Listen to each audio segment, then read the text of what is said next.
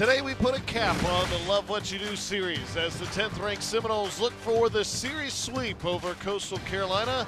Chanticleer's looking to salvage one game after we've seen a game full of offense on Friday. Pitching ruled the day one day ago. As we welcome you into St. John's Stadium on this breezy Sunday afternoon, a look at how we got here. Florida State got the offense rolling. Coastal responded, though, to get back within one, but Florida State in the 7th eventually had the answer and did what was required to win the series one day ago. Jamison, we've seen a day of offense. We've seen a day of defense. What prevails today? Yeah, it's been a roller coaster of a series. We saw that explosive, record-breaking offense in day number one. Yesterday, more of a calmer game, two really good starts in the circle, and that just shows me both of these teams can win in different ways. And granted, Coastal down 0-2 in this series, but they hung in right there with them. And Spencer, there's a couple of players in both of these lineups that when it comes to driving in runs, they've been as good as anybody on either side. Yeah, Jason Beacom, she is a dangerous hitter in that box, really seeing the gaps, has 26 RBIs, is leading her team. Delaney Keith, just such a mature approach in the batter's box, seeing the ball really well, went 2 for 2 yesterday with also a home run. Delaney Keith reached 3 times yesterday against Franzik. The rest of the team combined only reached twice. She's homered twice in this series, as both Beecham and Keith look to lead their respective teams to a series-concluding win when you come back on ESPN+.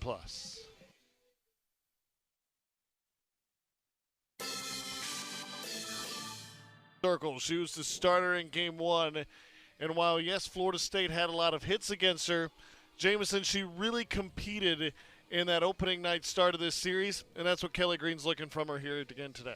Yeah, where we've seen her get in trouble is command coming into this weekend, but that wasn't the issue against Florida State. She was making her pitches. She got ahead of a lot of counts, but credit to the Florida State hitters. They saw her really well, and she's looking to rewrite that today. So, Spencer, when you're a pitcher that a team has hit you well earlier in the same weekend, what is the big thing she's looking to adjust from Friday to this afternoon? I think one thing that Henderson can really adjust, like Jamo was saying, command, which she had, I think more of trying to win more counts, really starting with that 0-2 and keeping it there, trying to limit more pitches being thrown, and less pitches can keep her going for longer innings. So about set to get underway for the series finale. Kyle Rush along with Jamison Grugan, Spencer Ventura, glad you're spending your Sunday afternoon with us. And we're underway as Henderson misses downstairs. The ball one. Isa Torres certainly saw Henderson well. Granted, there's not many pitchers she hasn't seen well. Of late, she is 9 of 10 in the series. Started the series 8 for 8, including 6 for 6 opening night. Abby Henderson coming into this weekend, top 6 in the nation in games started 2 this weekend, and threw north of 115 pitches just 2 days ago. A lot of work for her this weekend. 2-0 pumps it by Torres. Henderson has been their most worked arm this year as far as number of innings. Is that a check swing foul? Don't see many of those. Henderson has thrown 58 1/3. The next closest is Kate Ryan, who's thrown 21. We have not seen her yet this weekend. It could be a situation where those two are tasked with trying to get through this Sunday game as the 2-2 just missed downstairs. Melissa Torres has as good of an eye as anyone. Really good job to lay off that pitch. Torres awaits a payoff. Off speed, high and tight. And when that pitch is on, it's a difference maker for Henderson. But lately, if there's one she's struggled with command, it has been the off speed. Definitely, Kyle. That off speed is so important, especially when you have batters up like Isa Torres who are trying to maybe look for that rise ball. If they're able to sit on it, we've seen her bunt, we've seen her swing away, but to have Isa Torres on base this early in the game, we've seen if she gets on base, most likely she's going to score. And that's third game in a row that they've started off with her on base. She's only been retired once in this series as Torres, and that was a strikeout looking in her third plate appearance yesterday. Jason E. Beecham stands in now. Drove in 7 runs for Florida State on Friday night.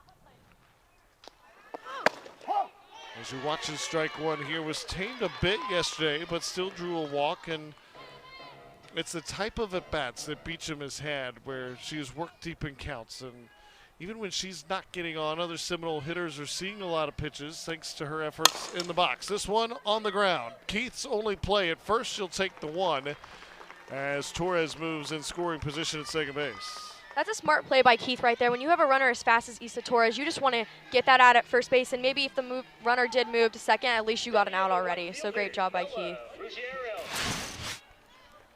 Another look at it right here. Delaney Keith, like you said, Spencer taking the smart play. Now the freshman Ruggiero, who's had a strong series, as Ramirez blocks it behind the dish to keep it in front. Yeah, I believe we've seen Ruggiero hitting 7th both games, and now today hitting 3rd. She just had some great at-bats and really seen the ball in the zone this weekend. 3 RBIs over the weekend. And up to her tricks again. It's over the head of Pippin, who misplays it and left. Ball comes in quickly, but Torres scores easily. It's 1-0 Seminoles. Like we just said, Ruggiero hitting great, really seeing the ball. Libby Pippin's not getting a great read on that ball, going deep in left and scoring in a run. Well, we talked about Florida State and how they emphasize scoring first. Do it here in the top of the first frame. Libby Pippin, that ball was hit hard towards her way, just couldn't quite read it. It'll go down as a double for Ruggiero. But if you ask Pippin, she'd probably be the first to tell you, I probably should have had that one and left. Instead, it's a run. As this one's outside to Kennedy Harp. Yeah, balls like that, those are hard to read because it's not so much a pop-up or a line drive, so you don't know if you need to stay in place or just take a few steps back. Harp has worked ahead 2-0. The junior hitting .367 on the season.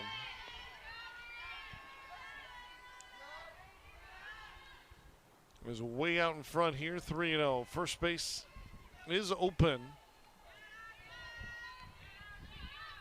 There's Ruggiero at second. She thought it was ball 4. It's in there. It's 3-1.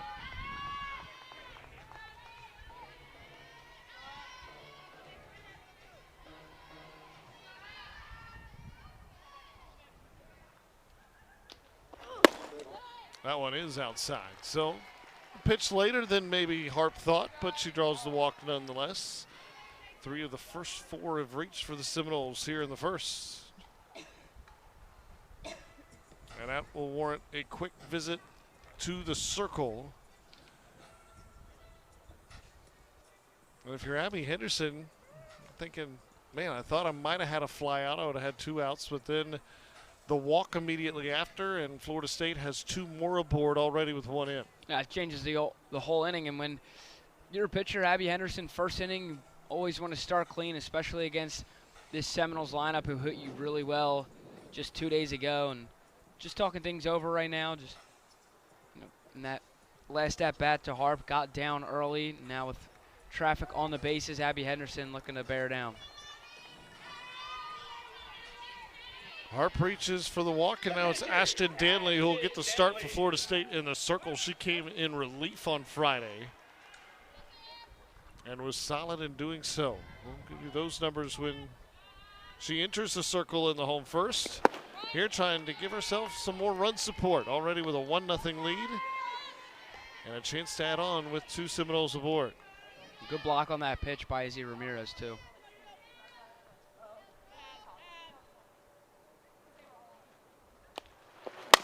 This one popped in the air, stays on the infield. Infield fly rule in effect, 2 away.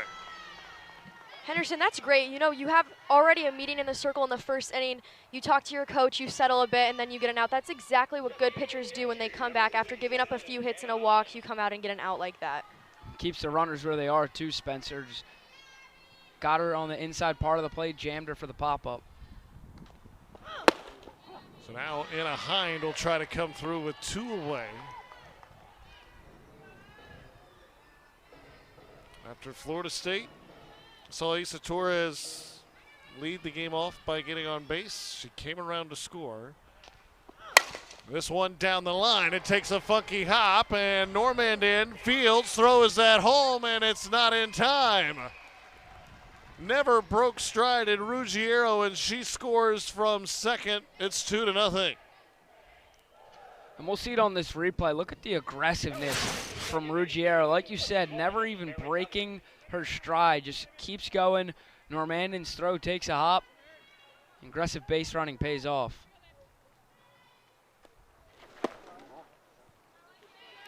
That ball's rocketed at Keith, too. It'll go down as the second hit for Florida State as Hind gets the RBI. Tough one for Keith to handle. Did what she could to get in front. But the deflection in the air gave Ruggiero just enough time to score. It is 2-0 Florida State. Kyle, you go back to that ball in left field. Even the one right there for Keith where you had a chance to make a play. Both go down as hits, but you ask Pippin and Keith, those are simple mistakes that are keeping them in the inning. Henderson now behind 3-0 to Hiller. That's 3-1 as that one finds the mark. Hiller trying to continue this first inning. Despite all the runs Florida State had on Friday, they just got one in the first. Chanticleers actually go back to Friday night, responded with 4 in the home half. That's down the line, and a foul ball. Yeah, Heller, we've seen multiple hits from her this weekend, too. Doing a solid job at second base for the Seminoles, and she's really seen that ball well, really seen it in the zone. She's been able to hit multiple gaps this weekend, too. That was close to dancing down the line for extra bases. That could have played it a couple more. Instead, the count runs full. Henderson deals off speed, popped foul, had her out in front. And we'll do it again. Now, off balance swing right there from Heller. Just a good job poking the bat out, fouling it off, trying to get her pitch with the full count.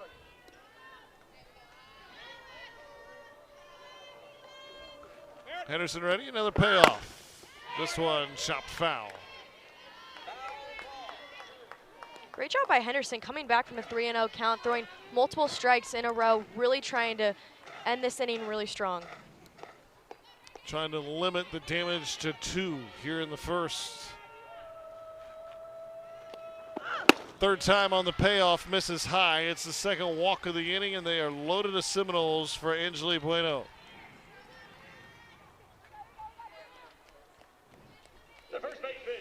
Exactly the start Florida State was looking for. We talked about it. No breaks in this lineup, even when you get to the bottom of the order. At that point, Bueno, I think 243, but has driven in 6. Came up in a couple big spots yesterday. Had an RBI, a single, and was hit by a pitch a day ago. This one on the ground. It'll be backhanded, played a second in time. That'll end the inning. But the Noles strike first. They get a pair of runs as Torres leads them off. She comes with Abby Henderson back out for a second inning of work. Haley Griggs, the 9th spot, will lead it off for Florida State. As the first 8 got a plate appearance. The team that was picked first in the ACC preseason poll. Again, no surprise there. It's happened 12 times in the last 13 seasons. As Griggs watches strike 1. Despite being in the 9th spot, the freshman, where defensively, like her upside, and I think the bat's going to get going as well. Hitting 185, but has driven in 8. And has also drawn 12 walks. A lot of times, too, for teams, your 9th hitter is almost like another first batter in that game. So for Griggs, this is a really good learning point for her to try and get those pitches. And like we said, her batting average is going up, and she's getting in those RBIs as well. Didn't see her yesterday. Did see her in the opener on Friday. With Issa Torres awaiting on deck here for Florida State. Griggs drew a walk twice in that game. Once against Henderson, came around to score. As this one's hit sharply on the ground, diving stop, but unable to do anything with it. As Bindle knocked it down, But able to get to first is Haley Griggs for the Noles' third hit of the afternoon. Another look at it right here. Tough play to make over at second. Knocks it down, prevents it from going in the outfield, but that was going to be a base hit either way. Now Isa Torres, who has all sorts of tools in her toolbox. We saw her bunt for a hit yesterday after a leadoff runner got on. In the seventh, when the leadoff runner got on, she doubled into the gap. So what do they have her do here? She's proven she can do it all. That finds a spot. Good spot there from Henderson. It's 1-1. With those lefty batters, it's important for Henderson to really try and work that outside corner because you're going to have to try and make them reach, especially if Isa Torres is trying to slap that ball. She's going to have to reach so far out to just poke it. You really need to hit that outside corner. Tries to go there again. No bunt here. It was swinging away and tapped the bat over the leg a couple times. Upset with the outcome there was Torres as she now will dig in. Behind in the count, 1-2. Drew a walk, came around to score in the first. The 1-2. Just missed. Spencer, that's what you were talking about, that outer part of the plate. Henderson tried to work it right there, but didn't get the call.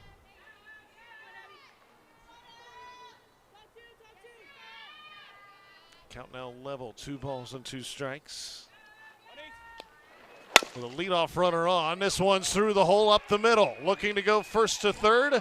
They will. They're on the corners with back-to-back base hits up the middle.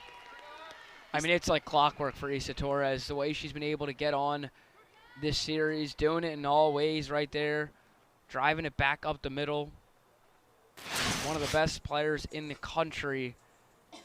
Talk about that comeback, too, for a bat. Maybe not liking her first 2 swings that she had and still being able to hit the ball to center field.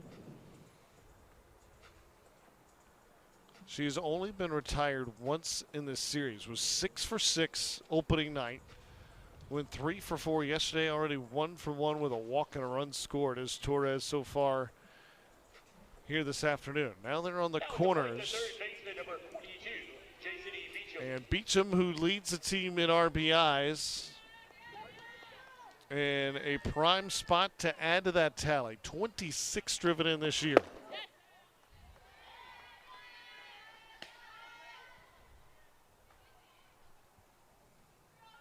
Beecham over 480 career on-base percentage. Has such a good eye in the plate.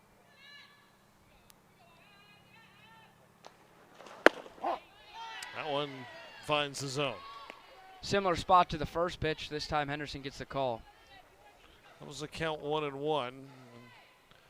Middle infield is playing back. Trying to get to you. Try for the double play opportunity over trying to cut the run at the plate. We've already seen Griggs runs extremely well, going first to third on a base hit up the middle. Henderson jumps ahead here, 1-2 of Beecham.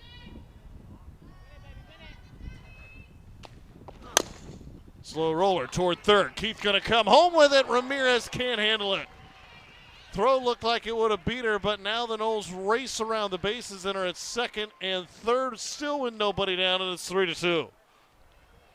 Right now, Coastal, they really just need to settle down, really just see the ball into the glove. Mr. Ramirez, it was a little bit of a high throw, but that's something you really need to try and hold on to, especially the runner was pretty far. I think if it was caught, she definitely would have been a solid out to get 1 out in this inning.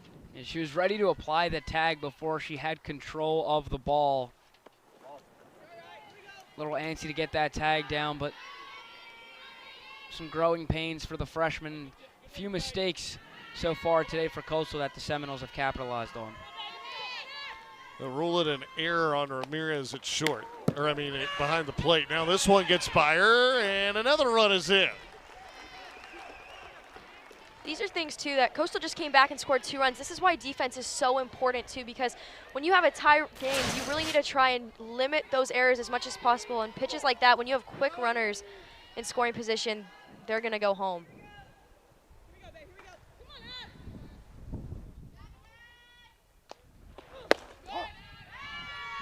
They'll rule that a wild pitch. And now, just like that, Florida State has raced in with 2 more. What do you think hits-wise? All they've had in the inning is 2 choppers up the middle. This one hit harder. That'll drive in a 3rd run. Ruggiero, her 2nd RBI this afternoon, continues her hot play, and the Seminoles are up by 3. The Seminoles as a whole are just really great with those RBIs. When they have runners in scoring position, trying to hit the ball, take it to the outfield, get it in those gaps to keep running and keep scoring. No outs still. They have 3 here in the 2nd. Florida State now 3 for 6 already this afternoon with runners in scoring position.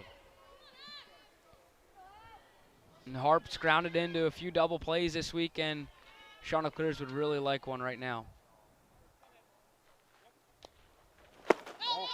That one dances downstairs.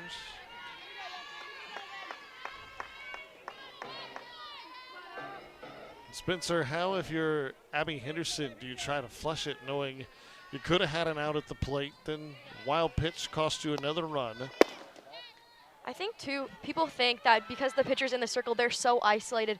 This is a time for your team to pick them up that this is almost should be momentum for Abby Henderson to be like, I'm going to come back for my girls. I'm going to try and do my job to help them out so that we can go back and hit. Count 2-1 here. This one popped in the air.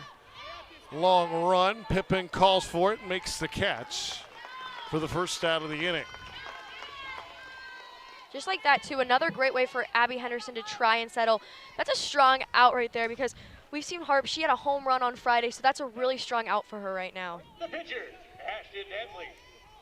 Now Danley, who gave up the home run to Hood in the circle, now tries to get it back. Another wild pitch. Runner advances into second, does Ruggiero. Danley comes to the plate for the 2nd time this afternoon and has seen more runs on the scoreboard. Trying to help herself out in the circle as well. Off speed. Good block by Ramirez that time. It's nice, too, if you're Danley knowing, okay, I might have given up a home run, but my team just came back and got me those runs. So now when I'm going back in there, we have the lead once again. Not just have the lead, bigger than the one you had to start with, where it was 2-0 when the shots hit in the home first. The lead will be at least 3. As Henderson tries to limit the damage here. This one tapped foul. Abby Henderson down 3-1, had a wild pitch 2 pitches ago, but her misses have just been barely missing on the corners. So that's a good sign for her. Look at how clean Coastal Carolina played defensively. As this one is chopped foul, get back in a count 3-2. Yesterday they were so sharp defensively. Had a few miscues Friday. Those miscues have plagued themselves a bit, albeit just one error, but it looms large because it certainly, you would have thought, could have prevented a run. Henderson says, I'll just field the position myself and throw to first for the 2nd out. Ruggiero does move to 3rd, but now with 2 away for Anna Hine. The catcher, number 77, Anna Hine. Henderson really helping herself right now, getting a pop-up, fielding that ball, really just trying to end this inning quick as possible. This one in the air should be playable as well. Pippin is over to make the catch, but Florida State cashes in on a couple of miscues, a couple unearned runs in the inning, and the lead back to 3.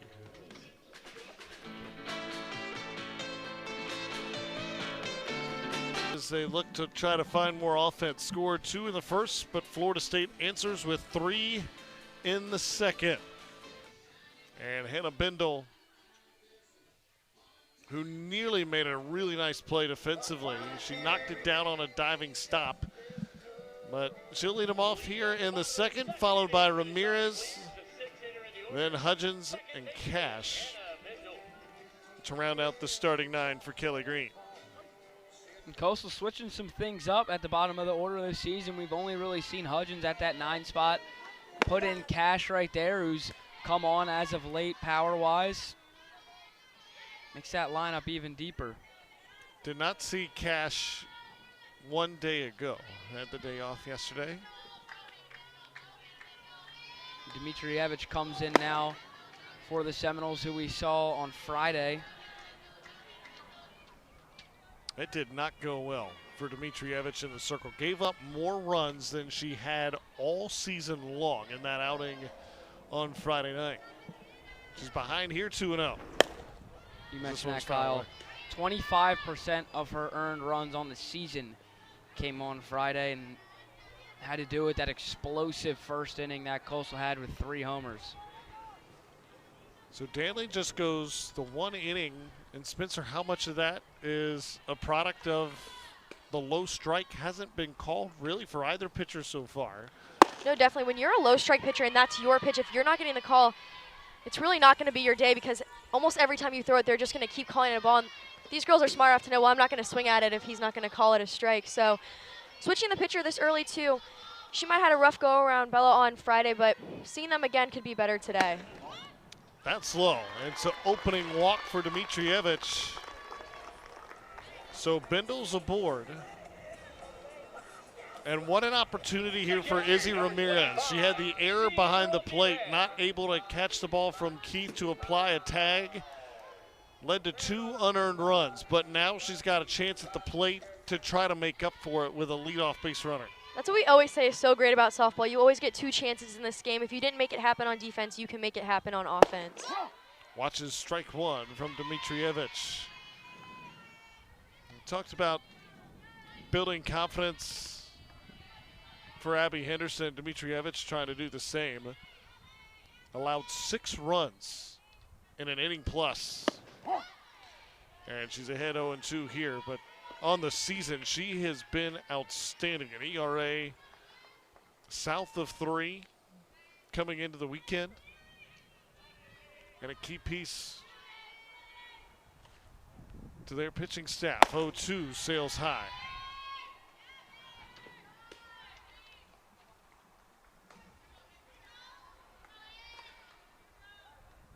Ramirez trying to battle with 2 strikes. Hit hard, that is through the hole on the left side.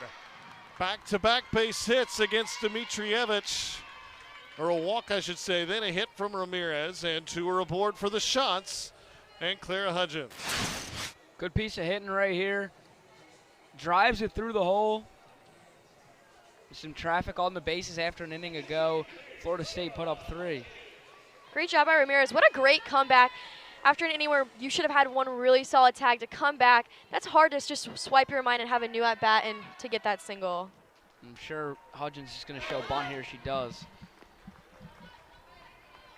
Well, Hudgens, maybe not the speed of someone like Torres for Florida State, but same idea. Yes, you want to try to move the runners over, but once she gets it down, her speed good enough that if you don't play it perfectly, she can beat it out.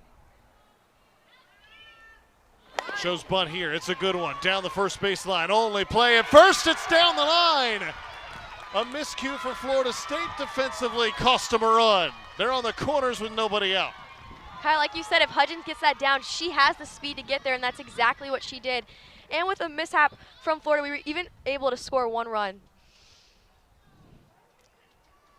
And that is ideal for this Coastal team. She lays down a bunt, which she intended to just be a sacrifice, hopefully beat it out, but brings in a run. Now, your coach, Kelly Green, this is where Kaylin Cash with the 9 spot can really pay off.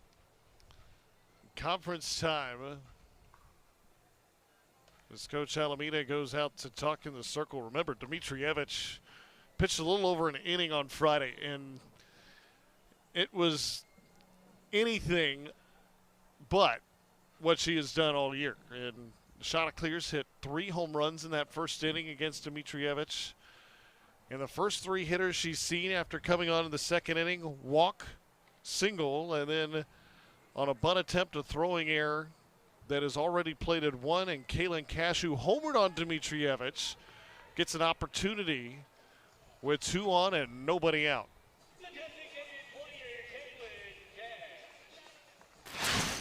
Take another look at it right here. Hudgens It was a beauty of a bunt. Forces the throw to come in quick.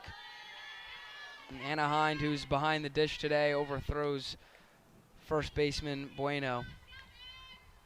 So they do give Hudgens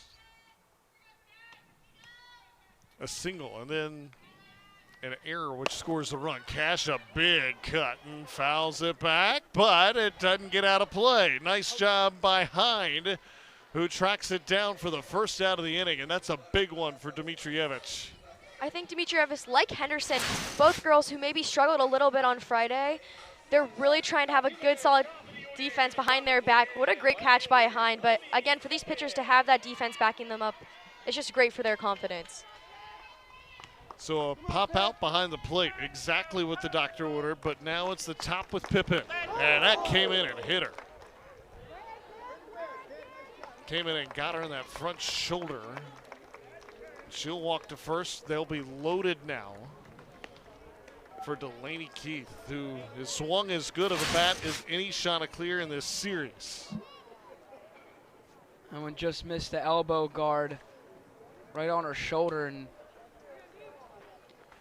Dimitrievich going to get a talking to from her infield, trying to settle her down with the big threat of Delaney Keith. Keith singled already today, then came around to score on the homer from Hood. How do you pitch to a girl like Keith? Bases loaded, has been hitting so well this entire series.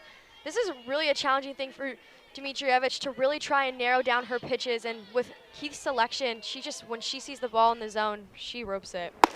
The answer carefully, although had her tied in knots here, and she went around. Keith tried to duck out of the way and said, all right, well, we'll try it again. Check this one out. Yeah, she went around.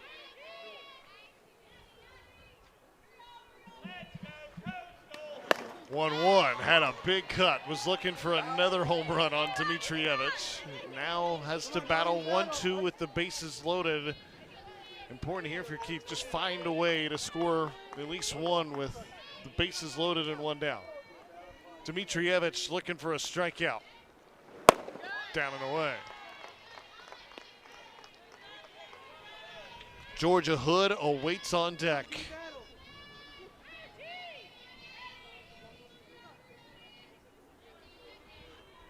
Two and two to Keith. Make it 3-2, and a good block from Hind to keep it in front. Yeah, especially with Izzy Ramirez on third, who is capable of running well. So now the count full. Nowhere to put Keith. Dimitrievich steals. Foul away. And it's starting to feel very much like it did on Friday night. As far as both offenses stealing the show. Chanticleer's looking for a big inning of their own here in the second. Payoff, changeup, strike three called. A beauty from Dimitrievich, and there's two down. What a pitch. Great execution. 3-2 count. You go to the off-speed outer part of the plate. Get the backwards K on one of the best eyes in the Sun Belt. Now Georgia Hood already is homered in this game. Two-run homer in the first. She'll take just a base knock here. They could tie the game with Hudgens, who runs well at second. That right there, but missed evidently from Trey Gallardo, our home plate umpire. Similar spot to the strike three call on Keith. This is the spot that Coastal really wants to be in. When you have a batter up with Hood, even with 2 outs, we can have a really solid 2-out rally right now. 2-0, that's it, it's 2-1. Good spot right there. Drops it in right at the knees. Kelly Green looking on, hoping Hood can come through again, this time with 2 away. Hood hits it high and deep. That one is gone. It's a grand start to the game for Georgia Hood. Chanticleers grab the lead. Georgia Hood, the two biggest swings of the day, a grand slam for her second of the day, 10th of the year, a 5 spot in the bottom of the second. That one gives Coastal the lead, and that got out in a hurry. What a way for Coastal to have a comeback. Georgia Hood, that launch angle every single time. The hype from her and the excitement from her team. What a great comeback after that inning to get in those runs and now be in the lead. Who needs bat flips when there's bat spikes? As Metzger fouls this one straight back. And a similar start, like you said earlier, Kyle, to Friday, where both offenses were not slowing down. 12 runs between the two. We're only in the second inning. Metzger now with the bases clear. It's 2-1, 12 runs, 10 hits, and 2 innings. If you like pitching, I hope you saw yesterday. The 1-1 inside. It's 2 balls and a strike. As Dmitrievich, who's been good all season long against the Chanticleers, though, they have had her number at least to this point. She falls 3-1 to Metzger. Talk about that offense who only had 4 hits yesterday, already 5 so far. You know, Coach Green also said earlier this week that their high velocity from Florida State isn't going to shut down Coastal's offense, that they're going to find that ball and they're going to make something happen. That one missed, and now Metzger's aboard via the free pass. And now Normandin will be the 9th Chanticleer in the inning to hit against Dmitrievich, who came in to start this inning. Danley started the game for Florida State. She went in and gave up the 2-run homer to Hood. But other than that, that was it. Then Dmitrievich came back in, allowed the first 3 to reach. A walk, a single, and then a bunt single that was compounded by a throwing error. But the big swing, the grand slam from Georgia Hood. Shortstop, number 27, Reed Romantis.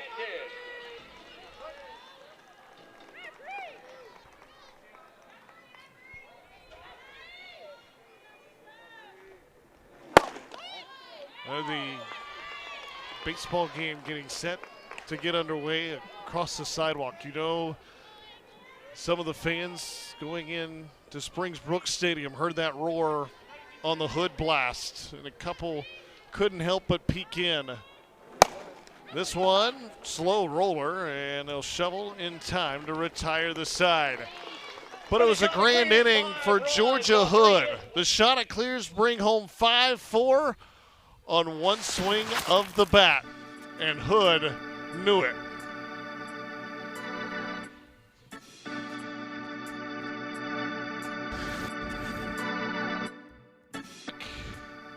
To yesterday, you see 5-2. We've already eclipsed that run total here through 2 innings, but pitching stole the day. Delaney Keith got the Chanticleers within 1, but Torres again ruled the day as Normandin makes a fine play from shortstop, and the stretch just good enough as Henderson gets Heller to retire the inning. And how big of an inning does this now come for Abby Henderson, who saw herself get out of the frame, but they trail by 3, now leading by 2. It's got to give Henderson some comfort knowing that her team is always backing her up and doing their job on offense. I think if Coastal can settle and really have some solid defense going the rest of the game, that they can have a really good outcome towards the end of this game. That one's down and away. We're noting, too, going back to how the Chanticleers have found success against Dmitrievich. In 2+ innings, the Chanticleers have scored 1 less run against Dmitrievich than she has allowed all year long. As this one's up the middle, it'll sneak through for a hit. So Bueno's aboard. And that'll set the table for Griggs, the 9 spot with 1 down. Here we see it again, just another solid hit up the middle. Florida State does a really great job of seeing their gaps and seeing their pitches and executing. 6 hit for the Seminoles. Comes with 1 out in the top of the 3rd, and Griggs, who has one of those hits. This one toward Keith. They'll try to turn 2. They got the 1, but not in time for the turn. Griggs runs far too well for that. They get the force, and there's 2 away. Well, we see this exact throw earlier in the weekend that Delaney Keith had a throwing error on when she had to meet the second baseman at the bag. Right here, puts it on the money. And Spencer almost seemed like she took an extra beat before she threw that ball to not make the mistake she did on Friday night. Sometimes you have to go back to your basics of that power line and just maybe an extra pump so you know your throw is going to get it, but you also want to follow for your second baseman as well so that as they can get it, they can smooth into their transition to go to first base. It's rolled foul here as Torres has already been on base twice, walked, singled, and as has been a common theme, not just against Coastal Carolina, but for Florida State this season, when she's on, she scored a bunch. She's scored twice already here this afternoon. That one's downstairs. It's 2-1. Now for the 3rd time in as many innings, when you're able to see a pitcher 3 times just through 3 innings, when you're as good of a hitter as Torres is, that can create some loud noises. Now Torres well ahead, 3-1. Henderson, like many other pitchers across the country, trying to find a way to get Torres out. 3-1, bouncer, backhanded Hood, play at second to get the force. An alert play from Hood, because she wasn't going to get to the bag in time to get the speedy Torres. That ends the inning. Henderson gets her shutdown frame, and the shots will hit with a lead in the 3rd.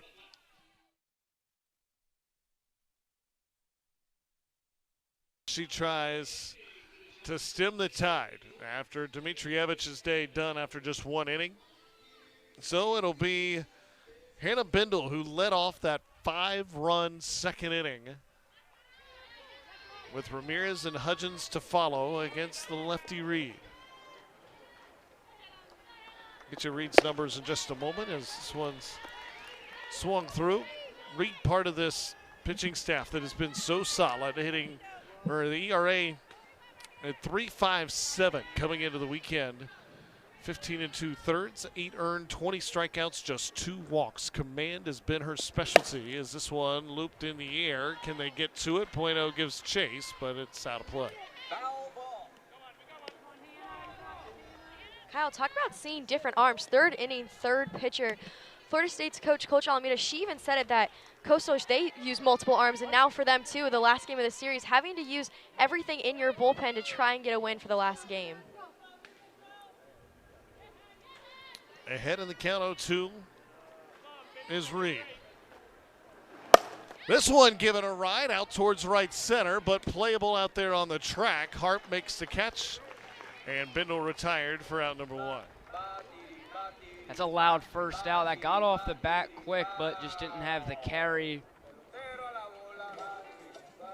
Hannah Bindle flies out to center to start the inning, and Florida State comes in with the new pitcher.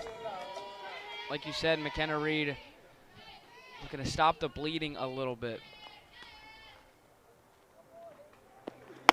Ramirez watches this one race high, a single in her lone plate appearance. That came an inning ago. Came around to score on the Georgia Hood Grand Slam. As McKenna Reed tries to give the Noles some work here, and Danley gave up the 2 runs in the first. It was a little surprising maybe not to see her out for the second inning, but they tried to get Dmitrievich's confidence back, and the opposite happened as the Chanticleers hit her hard again. 2-0 here, a big swing and a miss from Ramirez. And she challenged her with the 2-0, blew it by her for the strike.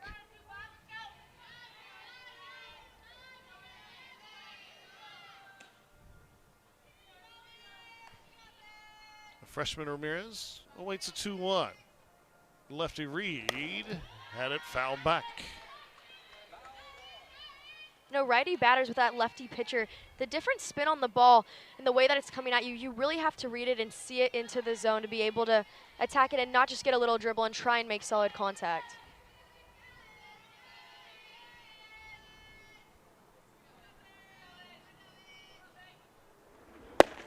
Ramirez late on that one, was looking off speed and didn't get it. A strikeout to start the day for McKenna Reed, as she's gotten the first two she's faced. Well, they say you don't want to go down looking. Izzy Ramirez was full, just threw the bat out there, but 2 quick outs. Now Hudgens trying to prevent a 3-up, 3-down shot, a clear third. And give Kaylin Cash an opportunity. That wrinkle of putting her in the 9th spot if she gets on. And speaking of Hudgens, gives a hitter that, while the average not where she likes it, plenty of power in the bat behind her if Hudgens can find a way aboard. Shows bunt, pulls back, it's in there. And if you're Coastal Carolina, Cash not really seen as that leadoff prototype hitter to the inning, so much rather see her hit here in the 3rd if you're Kelly Green and Coastal Carolina. The 1-1. Hudgens to Torres. Makes routine work of that. A 3-up, 3-down inning. Exactly what the doctor ordered for the Noles, who trail by 2.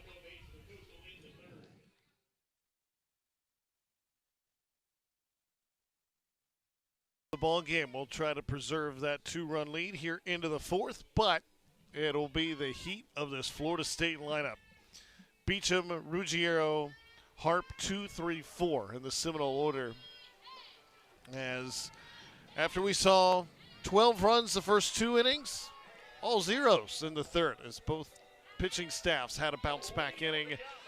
Now we'll see how Beecham and company responds. 0 for 2 today, bounced into a fielder's choice and grounded out to Keith at 3rd, as this one skips in for ball 1. And I think what we've talked about all game long, and what was key for Henderson in that 3rd inning, her command was really strong an inning ago. There's not many times that you start an inning, especially in the 4th, where you've let up 5 runs and you have a 2-run lead. This offense for Coastal, and I don't want it to go untalked about coming into this weekend, how good they've seen this amazing staff in Florida State. One of the big reasons why they've been so good this season, and Coastal's, they've seen them well. To that point, look at what this shot a clear lineup is. The 1-1 pitch in for a strike. Since the 8-0 loss on Tuesday to UNC Wilmington, which now seems like an eternity ago, they scored 11 against Bowling Green, 8 in the first game of this series. Did play a couple yesterday and 7 so far today as we sit in the 4th inning. And you look at 2 games before that, they scored 8+ innings. This is a team that was really built around their offense. And we talked to coaches that have run into Coastal this year. We know they can hit is the familiar theme, including Coach Almeida as the count drifts to 3-2. Certainly didn't see that against UNC Wilmington. Coach Kelly Green wasn't really happy with their approach in the box. Boy, they have changed it in a big way. And the players were frustrated too in that loss, and it's woken up the bats. Keith, the throw in time, gets Beecham to start the 4th. What confidence, too, going into conference for Coastal, knowing that you have solid offense, that every time, that even if you didn't have a game go your way, you're able to make that approach in one game and change the way you're seeing the pitches. That's a really big deal, being able to change it that quickly. Chanticleer's not done with their string of ranked opponents before Sunbelt play. After today, this one sneaking up the middle. Normandin gets to it. The throw in time. Mercy, Normandin covered a lot of ground. And that ball was off the end of the bat and died quite quickly. Take another look at it right here. Over the bag she covered. Makes the throw. Big out for Normandin, whose glove has been so good over the last few years for the Chanticleers. Normandy also has been covering so much ground at shortstop, whether it's all the way towards third, all the way towards second. Her depth and her angle when she's on defense, she's able to get those hard plays and make them outs. And Abby Henderson doing good here in the top of the fourth. The best she's looked through 2 innings all weekend. Well, a defense that created some problems for her the first 2 innings. Here in the fourth, Normandin gave it some shine. She goes to the second base side from shortstop to make that play to just get Ruggiero, who was 2 for 2 today. Count now 2-1 on Harp, 0 for 1 with a walk. 2-1. Normandin again. No problem. 3 up, 3 down. Go the Seminoles. The Chanticleers lead by 2 thanks to Bree Normandin, who has stolen the show with her defense on this Sunday afternoon, preserving a 2-run lead for the Shots.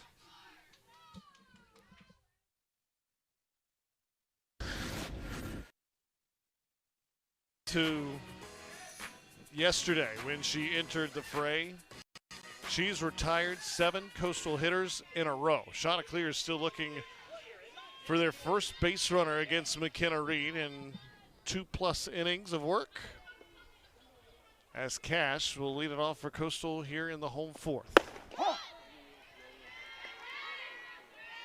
Inning and a third scoreless for Reed yesterday. Sat down the Shots in order an inning ago, with the Noles trailing by a pair. Coastal Carolina looking to add to it. This one in tight to Cash. It's 1-1. It's Cash and then the top of the order with Libby Pippin. She's had a monster week power-wise. Going back to the start of last weekend, only 1 home run all year. Since then, she's put up 3. 2 came in that game a week ago today against her former team in St. Joe's. Homered twice against them. Coach Kelly Green said it was just a matter of time.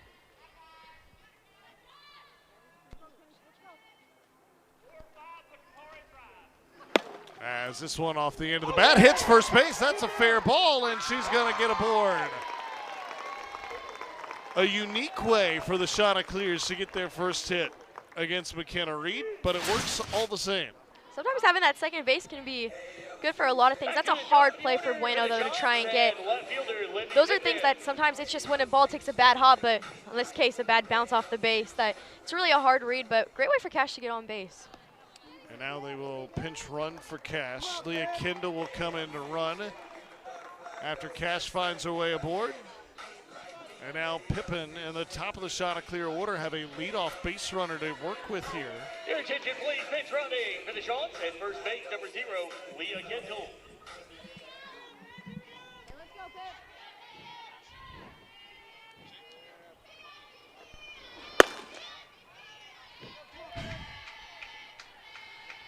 It's now Pippin in the top of this Coastal Carolina order, and we've seen sort of it hold serve here. He got the shutdown inning, then another scoreless inning. Coastal Carolina knows the momentum department would loom large if they could find more somehow in this fourth. Especially with this top of the order, Pippin, who's homered yesterday. Starts off the top of the lineup so well. And one of those bats Coastal really wants to get going, especially by conference time. Pippin fouls this one away, and Reed ahead.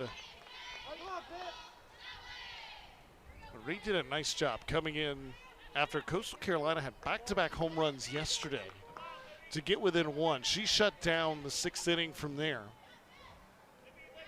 And then pitched a clean 7th to preserve the win. Gets a pop-up here.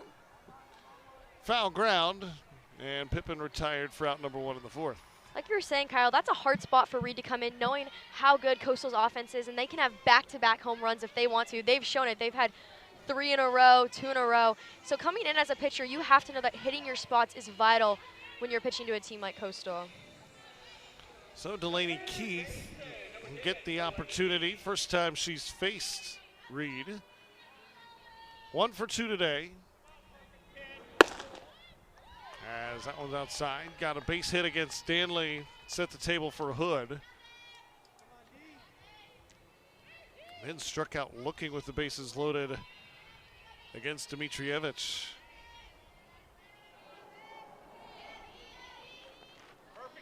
Reed ready, the 1-0. That's in for a strike.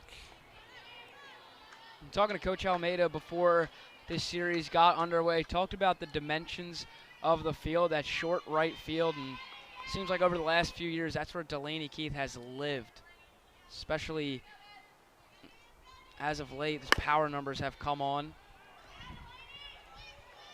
But you look at the average, too, 381. Coach Kelly Green says she believes Delaney Keith could be a 400 hitter.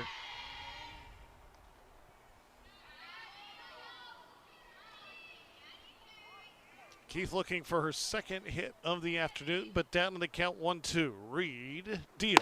It's high. Left on left look as well.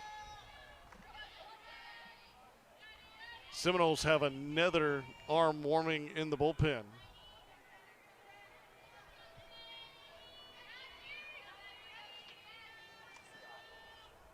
As this one into Keith, popped miles in the air, and it'll get above the Seminole dugout and out of play.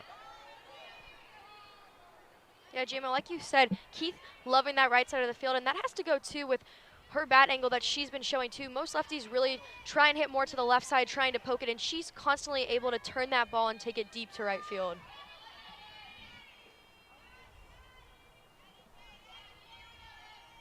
Two and two. Keith rips this one into right. Base knock. Kendall will be held. Nicely done by Ruggiero. Got it in quickly. So they're first and second with one away for the home run queen of the series in Georgia Hood, who's homered twice in as many at-bats today. Homered on Friday as well. And she steps in with 2 more aboard. Here's a look at the power surge from Hood. That was an opposite field shot. That plated 2 to tie it in the first, and then this big fly gave the Chanticleers the lead with a grand slam in the second. Look at that emotion, what it meant to her to come up in that moment for her team. Hit one to left, hit one to right. Now just needs to do it to center for the trifecta. So we mentioned the Seminoles had an arm working in the bullpen. They don't want lefty on righty with Georgia Hood. They're going to go back to a righty. It's Franzik coming out of the Seminole pen when you come back.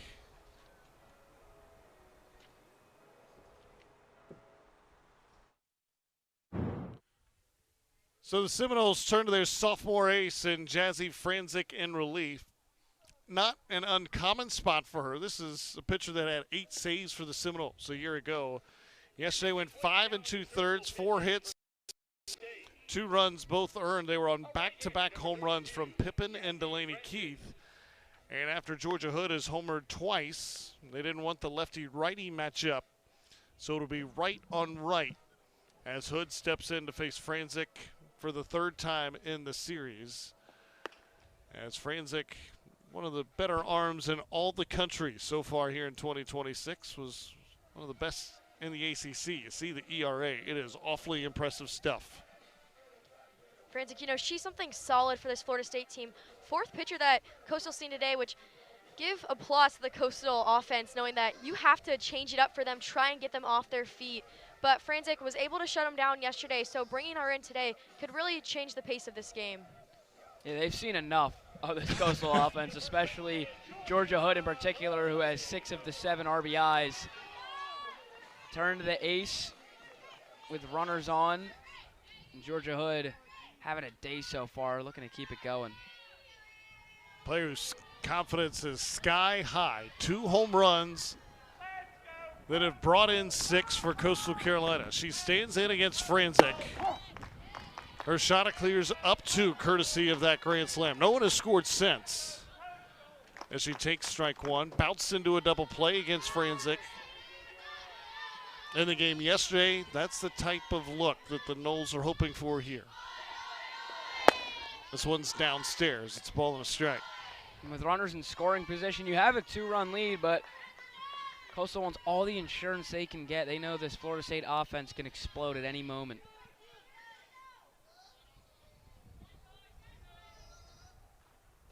The 1-1 downstairs. That's the pitch, too, for Danley that we really weren't seeing called a lot in the first inning. So Frantic might have to change up a little bit of her pitching rotation of what pitches she's used to throwing when it comes to a batter like Hood.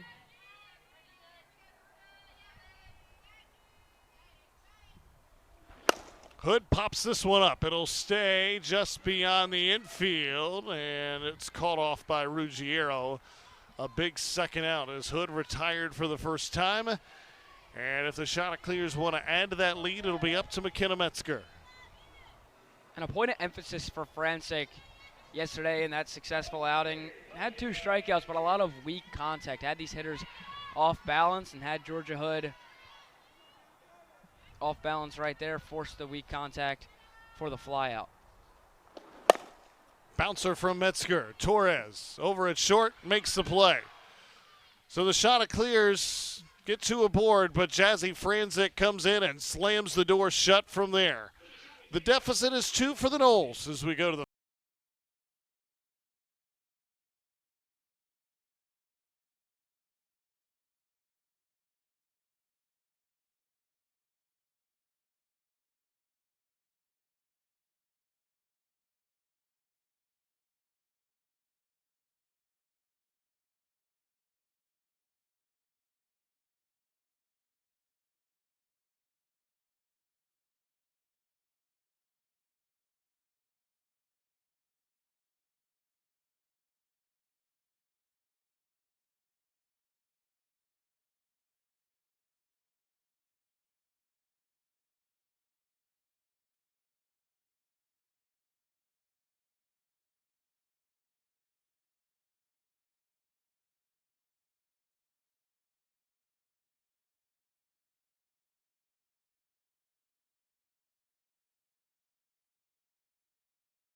with 2 of their own as the Seminole Bats were hot early, took advantage of some defensive miscues. But insert Georgia Hood. She tied it in the first, and Florida State was off and running. A couple big defensive miscues for Coastal Carolina in the second. But like the inning prior, Jameson, you insert Georgia Hood, and it erased all the problems the Chanticleers had on defense. Yeah, loud noises off the bat of Georgia Hood today. These 2 offenses picked up where they started 2 days ago, and then pitching has had their way over these last 2 innings. Credit to Abby Henderson, who, you know, it's hard sometimes when go back to 2 days ago, she let up 10 runs, to have that confidence to come out and say, I can do this, but she has 5 earned runs, but scoreless the last 2 innings. Mentioned that 10 runs Florida State scored against her Friday, but on top of that, the way this game started, and Allen has thrown a scoreless 3rd and 4th. In fact, she's retired 5 in a row as Ashton Danley, who started the game in the circle for Florida State, rips this one into the gap. It gets all the way to the wall. They look for extra bases. The throw not in time. It's a stand-up double for Danley, and the Seminoles in business here in the 5th. And the Seminoles, they are not new to coming back and making those hits become something really big. They're known for, if, okay, we're behind, we're going to make something happen, especially when it's deep into the game in the 5th inning. That ball was ripped, too, all the way to the wall, and good response right there after their pitcher goes and gets a shutdown inning. Chanticleers now with action in the bullpen as this one's popped in the air, foul out of play. It is McKenna Metzger and Reagan Troy who have started to toss in the pin. Leah Kindle now in right field defensively for Coastal Carolina. And Coach Almeida talked about so many different arms. Hind, big swing, tie game. Just like that, Florida State has drawn level. Hind with her 2nd and 3rd RBI of the afternoon. the ultimate equalizer, a 2-run bomb. And we are all square at 7. We said it, Florida State, they know when they need to come back, and what a great job. We got some singles and then a home run too. They're knowing how to make it be a tied game. Way to put pressure on the defense. The double from Danley to start it, and then Hind with the long ball, and Coach Kelly Green not going to wait any longer. Coastal Carolina will go to the pin. Anna Hind chases Abby Henderson. We are tied at 7-all here in the 5th. Florida State using the long ball in their favor this time, as Anna Hind takes Henderson deep to tie it at 7 apiece. And at the last batter, Henderson faced. And now it's a Florida State offense with plenty of confidence in their own right. That'll look to figure out McKenna Metzger, who comes into the circle for Coastal. Metzger saw her yesterday, 2 1/3, 2 earned for her, 1 strikeout. And uses her off speed, her drop so well, forces a lot of weak contact. And they've turned to her as of late with, you know, a different type of year rotation-wise for Coastal. Go back to the last few seasons with Nicolette Pacone eating a lot of those innings. So many different pitchers for Coastal have had to step up this year, Metzger included. So Metzger can come in a tie game. It is 7-8-9 in the Florida State order. And while, yes, Florida State has already scored 2 in the inning with the bases clear, Spencer, you'd think Metzger probably approaching this, hey, I'm coming in to start a new inning. No, definitely. Just forget what happened in the past, even if it was only 2 pitches ago. I think it's really good to have a clean slate because it's also a clean mind. Now it's her game, and she can throw what she wants to throw.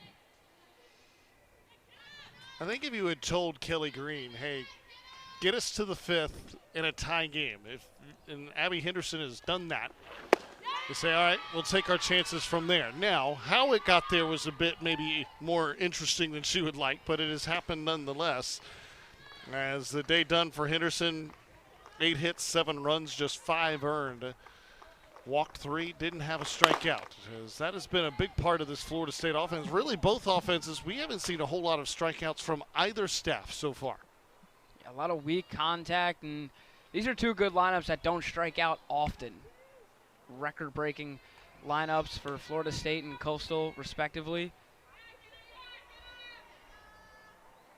Lots of handle for the pitchers. This one, backhanded Normandin, couldn't get her in time. Hustling down the line was Heller to beat it out. Still a great snag, though, by Normandin. That's a really hard play to try and backhand, and it's a really long throw. Hard contact by Heller, though. Here we see it again. Just really, it was a great fielding play, but it's just far, and Heller's speed was able to get it to first base. So now Angeli Bueno. After the first 3 have reached for Florida State here in the 5th, 2 already in on the Hind homer. This one fouled toward the Chanticleer dugout. And toward our perch as well. We were ready though.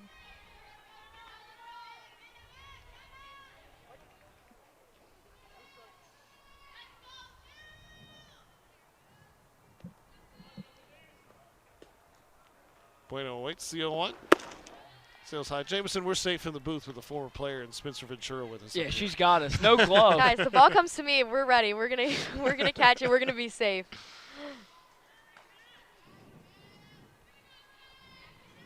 One from Metzger. Got her out in front. Popped up. Hood. Can she get there? No. Spencer, what position were you? Center field. Center field. Oh, so she's really Yeah, got we're us. good. Yeah. Lot of range. A lot of range, able to cover both sides of the booth here.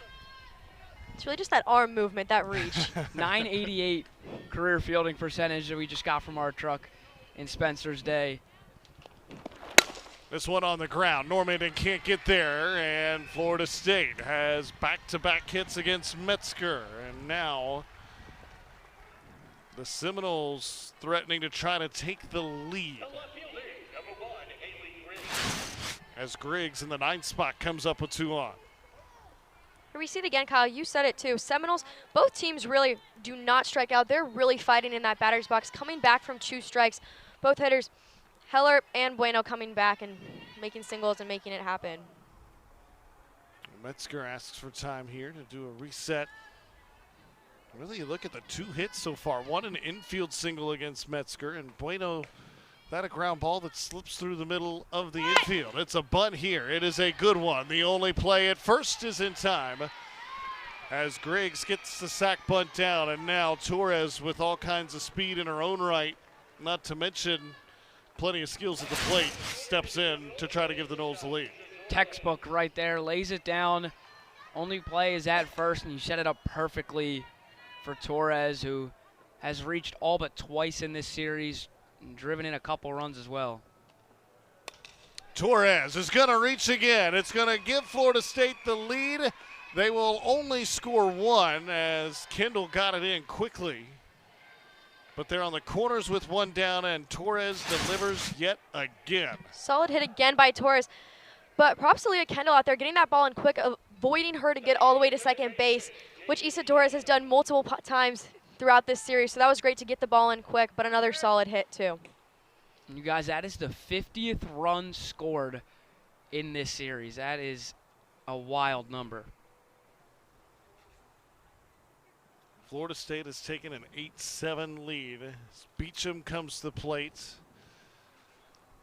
And while, yes, her bat certainly has been plenty good, hitting .387, but if you're Beecham, you got to love where in this Seminole order you hit. It seems, at least this weekend, just about every time she's come to the plate, it's been a chance to add to that RBI number. Another one here with runners on the corners and just 1 away as she taps this one foul. Especially when you're batting behind someone like Issa Torres, and you know 9 out of 10 times she's getting on base. That's really helping your RBI percentage too. And Beecham just always seeing the ball so well. She's so disciplined in the batter's box, as we've seen this entire series, to make things happen. Torres 11 hits on the weekend. That was after going 3 for 4 against Jacksonville. She is 14 of 16 since coming back from injury. Yeah, that is just bananas. Take some time off, right back to it like it's nothing. This one ripped foul. Beg your pardon, 14 of 17. Still pretty good. As Torres had that banner 6 for 6 night, something that hadn't been done in D1 softball since 2017 in a 7-inning game.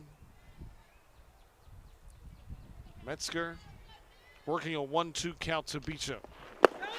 Down, runner goes. Throw is not in time.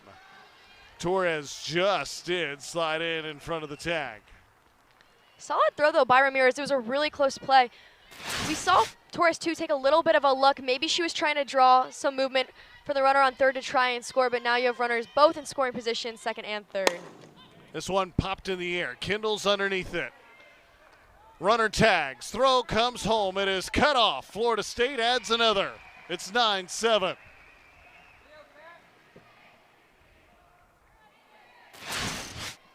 Good job right there by Beecham, just doing a job, putting the ball in play, and gets an RBI. Second of the day.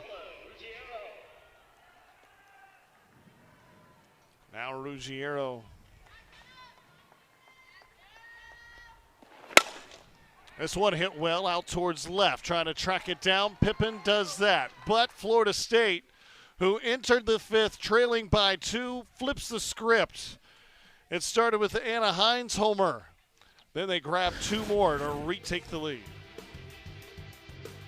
Jesse Franzik, who came on in relief, and if you're Florida State, that is a confident feeling. You retake the lead. You know you have Franzik in the circle trying to shut it down. But Bree Normandin, who had that hit streak stopped against Franzik a day ago, trying to get some revenge of her own to start the Chanticleer 5th. As first pitch swinging, looped down the line. It is foul. Unable to get there was Ruggiero. Foul ball. Normandin serves well, as a good leadoff hitter this inning, over 500 average on the season like we talked about. Kyle Rushy with you, Jamison Grugan, Spencer Ventura, entertaining for the third straight day between Florida State and Coastal Carolina. Seminoles looking for the sweep. This one up the middle. Torres covers a lot of ground, makes the play. And it has been the first three retired out of the bullpen for Jazzy Franzik. For the Seminoles, too, they've just talked about how strong their left side of defense is. Issa Torres at shortstop just covers so much ground. Her release, too, so quick. She sees the ball in the glove and is already throwing it out at first base. So Normandin now 0 for 3. It is Bindle. Tries to spark this Coastal Carolina offense again. That big second inning, Chanticleers have just 2 hits. Since that big 5-run second. This one on the ground. Torres again. We talked about the weak contact that Franzik brings, but especially when they're going to Issa Torres, it is money for Florida State. Here we see it again. Issa Torres just every time really just reads those hops and bounces really well coming towards her. Just such solid defense.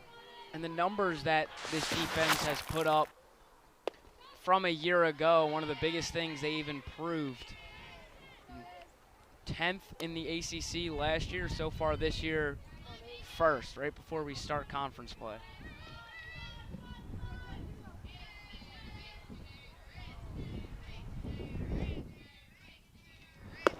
Ramirez out in front.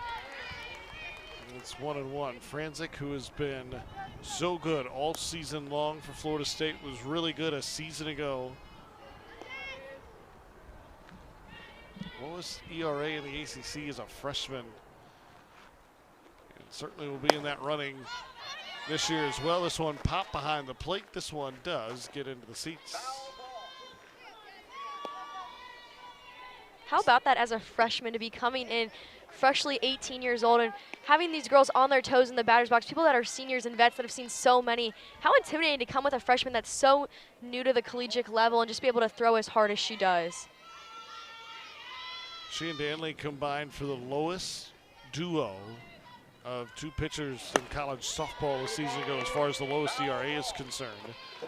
Big reason why the Seminoles got to a super regional 1 year ago. And they have their eyes set at least a step further, trying to get to Oklahoma City in the Women's College World Series this year. And they have a great chance. And from here on out, Coach Almeida mentioned 3-game series, and when you can roll out those 2 arms, you can have a lot of success in those series. Certainly Dimitrievich a part of that conversation as well, although has struggled this weekend. Count 2-2 to Ramirez. Franzik looking for a 1-2-3 inning. She's got it. Finishes it off with a strikeout, and Jazzy Franzik has retired 5 straight out of the bullpen, and our Seminoles have a 2-run lead.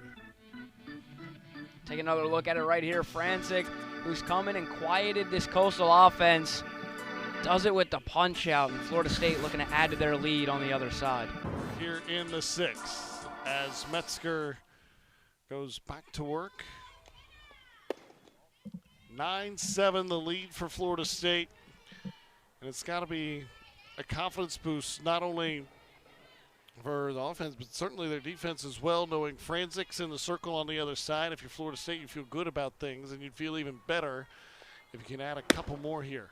We said that yesterday, taking some pressure off the defense. When you can trust the pitcher that's in the circle, it kind of makes you feel a little looser on defense, knowing, okay, we know she's going to do her job and we're going to do ours.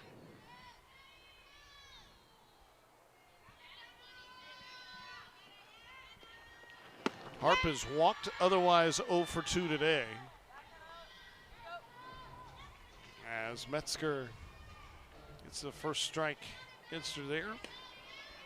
Of all the Florida State hitters in the lineup, it is one that has been relatively quiet compared to some of the others. Harp did have a 3-hit game on Friday, but since that performance on Friday, she was 1 of 4 yesterday, and so far 0 for 2 today.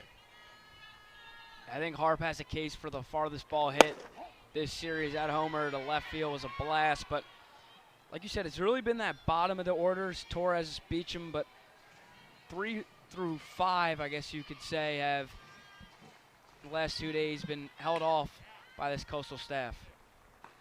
Payoff. Chased it in the air, deep. Driving back to the track, but with room is Hudgens. What a great track by Hudgens. What a solid drop step.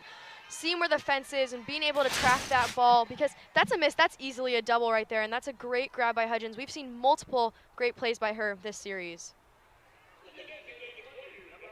Chanticleer's fortunate. That was to the deepest part of the yard, out towards that 220 center field mark. 195 down the lines. And Coach Alameda said, really, it's 195 down the line, but could even play shorter than that. We saw that yesterday, especially with the gusty winds that have blown out towards right field most of the weekend. As Danley doubled and scored in the 5th. She's back at it again. Ropes this one toward Kindle right. It'll be a single with one away here in the 6th. Yeah, Danley going 2 for 4 this game. Another solid hit by her, going to the right side, trying to get more runs for the Seminoles because they know Coastal has 2 more chances to bat, that they need to get some insurance runs. Two offenses that no lead is safe. Hind 2 for 3. She's already responsible for 3 driven in, including that big 2-run homer an inning ago that drew them level. That chased Abby Henderson out of the game.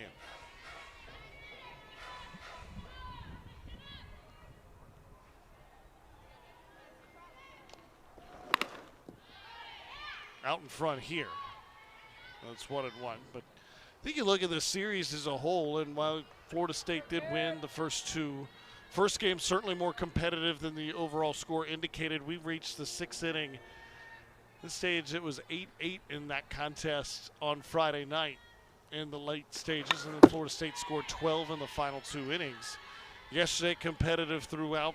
Same thing again today. I think despite maybe not getting the results in the win column if you're Coastal Carolina, you got to like a lot of what you've seen over this 3-game set against one of the best in the country. Especially offensively. I mean, we talked about the arms that Florida State has to offer, but Coastal's seen them well. And ask Coach Kelly Green what this series, how you approach it, what it can do for you guys. That one just misses. Talk about playing loose and playing a team with great arms, just playing loose, playing free. Hopefully can put up some runs, and boy, have they done that. Oh, by the way, another ranked opponent comes in the midweek next week, and the Gamecocks from South Carolina. Just inside the top 25 in this week's rankings. As the count has now drifted full on Hind.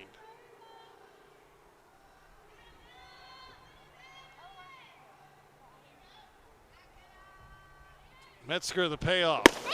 Outside runner goes, it was ball 4 anyway, but now it gets into the outfield. And Norman got to it quickly. Near disaster that nearly gave Danley an opportunity for 60 more feet on the base pass. If you're Coastal, you want to avoid those. They've had a few mistakes today and really want to limit them, keep this lead at 2. So they'll run for Hind as a pinch runner will come on for Florida State, with Heller coming to the plate. 1 for 2 with a walk and scored a run an inning ago in her own right. Next running for Florida State at first base, number 24, Maddie Fry. You really want to add on here if you're Florida State with this Coastal offense. Now batting, the second baseman, On deck, Aaron Heller. Heller 1 for 2 today. We talked about no lead being safe, 9 lead changes in this series. Maddie Fry, the runner for Florida State at first. This on the ground towards short. Only play is at first. Hood makes the stretch, and there's 2 gone as Heller bounces out. But Bueno will have 2 in scoring position with 2 away. Normandin, another great decision. She has just been so smart out there at shortstop, making solid plays that she knows if the runner's too close to the bag, just get the easy out and make the inning have 2 outs. Bueno already a couple of hits today. Didn't see action on Friday. Has gotten the start yesterday and then again here this afternoon. Let's make the most of it at the plate today. Going 2 for 3 so far. Trying to come through again with 2 more in scoring position. In the air towards left. Charging in. Couldn't catch it as Pippin's sliding attempt came just short. Florida State plates 2 more. And it's a 3 for 4 day for Angeli Bueno. J-Mo, like you said, neither teams are safe with this close of a score. Bueno, what a solid hit to left field. Making Libby Pippins, that's a hard play, really good attempt, but really scoring in these runs to get more runs going into the bottom of the 7th. 2 RBIs on that one, 3-hit day. Bueno, really successful outing for her. Now Griggs trying to keep the party going. Florida State with runners in scoring position has hit 462 today. They're 6 of 13. This one a mile in the air. Hudgens plenty of time to camp underneath it. Makes the catch, retires the side. But a key 2-out, 2 RBI knock from Angeli Bueno. Stretches the lead to 4. Coastal Carolina needing a response. Jazzy Franzik looking to do what she has done so often, and that is shut the door on the opposition. She's retired the first 5 since coming on out of the bullpen with 1 away in the 4th. See 8, 9, and 1 spots for the Chanticleers, who now trail by 4. You get the sense they have to find some sort of runs here to try to draw a little closer, and Hudgens tried to get the bunt down, but it was foul. Hudgens, Cash, and Pippin for Coastal here in the 6th. This is a good group to have up right now. Hudgens does a really good job being almost that second leadoff. Even in the 8 spot today, really making something happen. She can bunt, she can hit. Cash, too, a really big power hitter, and then leading back up to the top of the lineup. See that bunt and slap ability of Hudgens. Bueno and Beecham way in at 1st and 3rd defensively.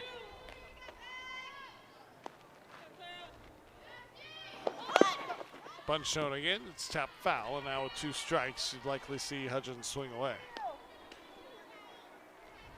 And Hudgens has a hit today and then advanced to 2nd on the air and throw. She's had a really successful weekend.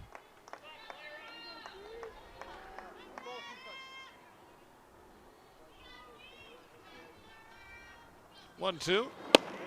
This one dances down and away. Hudgens didn't give chase. Franzik looking to keep leadoff traffic off base.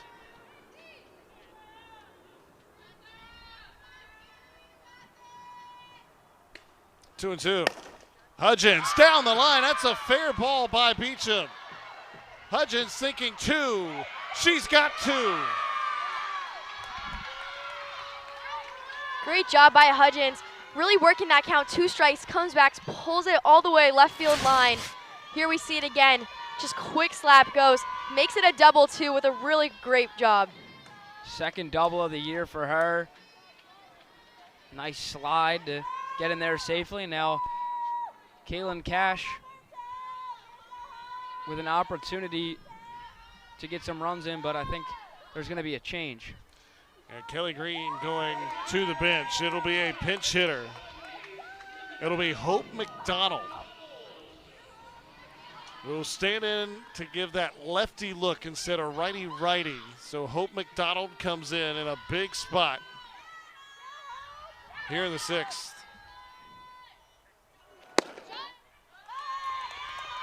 After your first plate appearance all weekend, Jazzy Franzik's in the circle.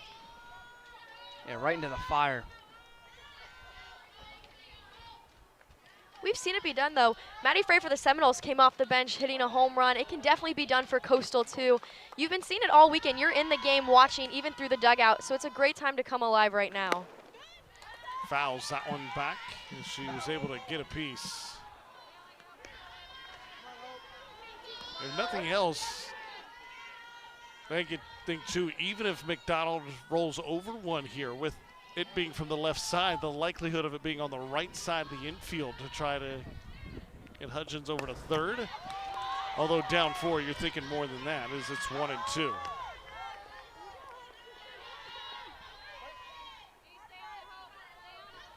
McDonald now will try to battle after Hudgens had a leadoff double here in the 6th.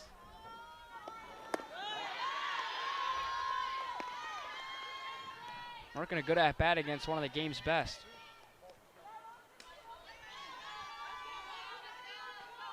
He's worked it to 2 and 2. The top of the order and Libby Pippin await on deck. There is some action starting to stir in the Seminole bullpen.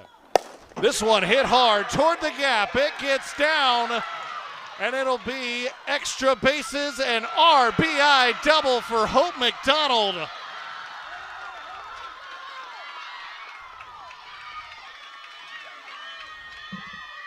Hope McDonald comes in, pinch hits.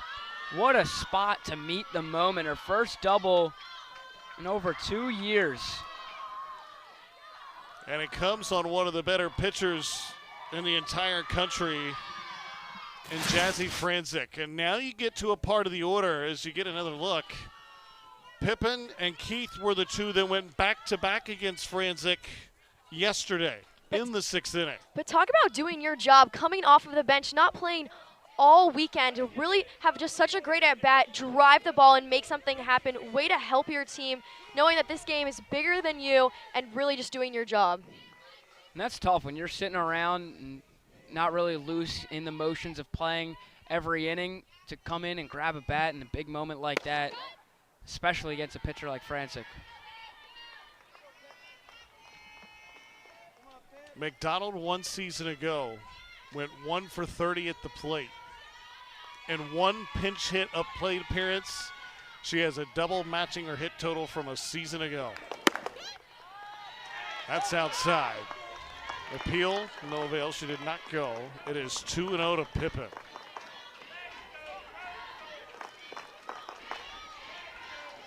Keith, another lefty, awaits on deck.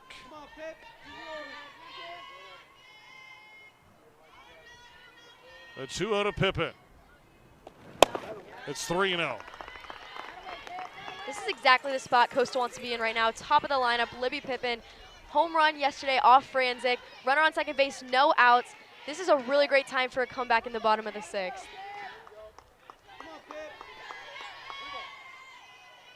See if Pippin has a green light. 3-0. She's taking all the way, and it's ball 4. First 3 have reached against Franzik in the 6th. And now Delaney Keith comes to the plate representing the tying run. How big do those 2 runs Florida State scored in the bottom or the top half of the inning loom now? Yeah, they're huge. They're huge. And when it looked like Franzik was unhittable coming into this inning after retiring all the batters she faced before, Coastal just being relentless.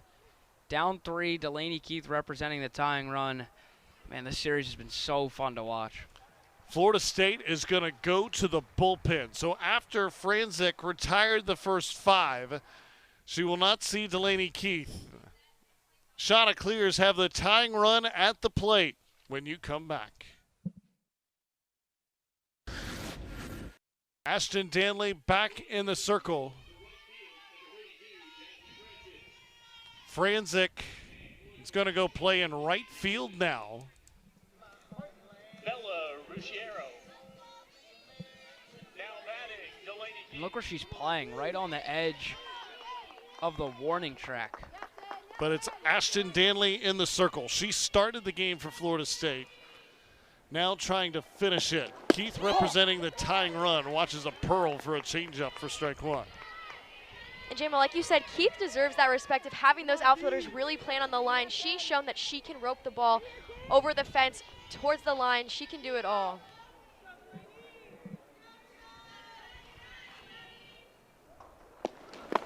That one skips in the dirt. Franzik went through the first inning. Delaney Keith did get a single against her. And then Georgia Hood tied it at the time with a 2-run shot.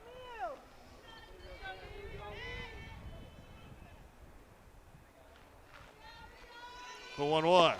This one roped. That's into the gap. Cut off in left. So they'll go station to station. McDonald comes all the way around to score. And Coastal Carolina is within 2, and Georgia Hood can give them the lead again as the go-ahead run, and she is already homered twice today. Delaney Keith reaches again her 3rd single of the day, setting it up for Georgia Hood. And that will be all Danley will face. They don't want lefty-righty. Back to the circle goes Coach Alameda.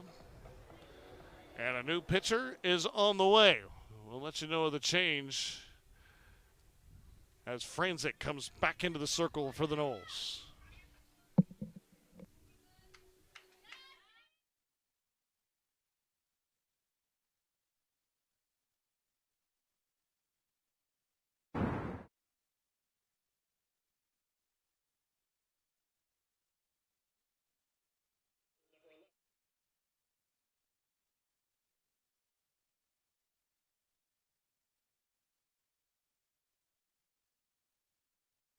Franzik back in the circle after just a 1-batter absence as it's inside the Hood. So Ruggiero back into right field as they moved her to the DP spot. So Coach Alameda mixing and matching, trying to get the best matchup for Georgia Hood, who is homered twice today. How often you see a pitcher start an inning, get relieved that inning, and then back in the same inning? Yeah, she just needed that little break. But back here, trying to match up the righty on righty.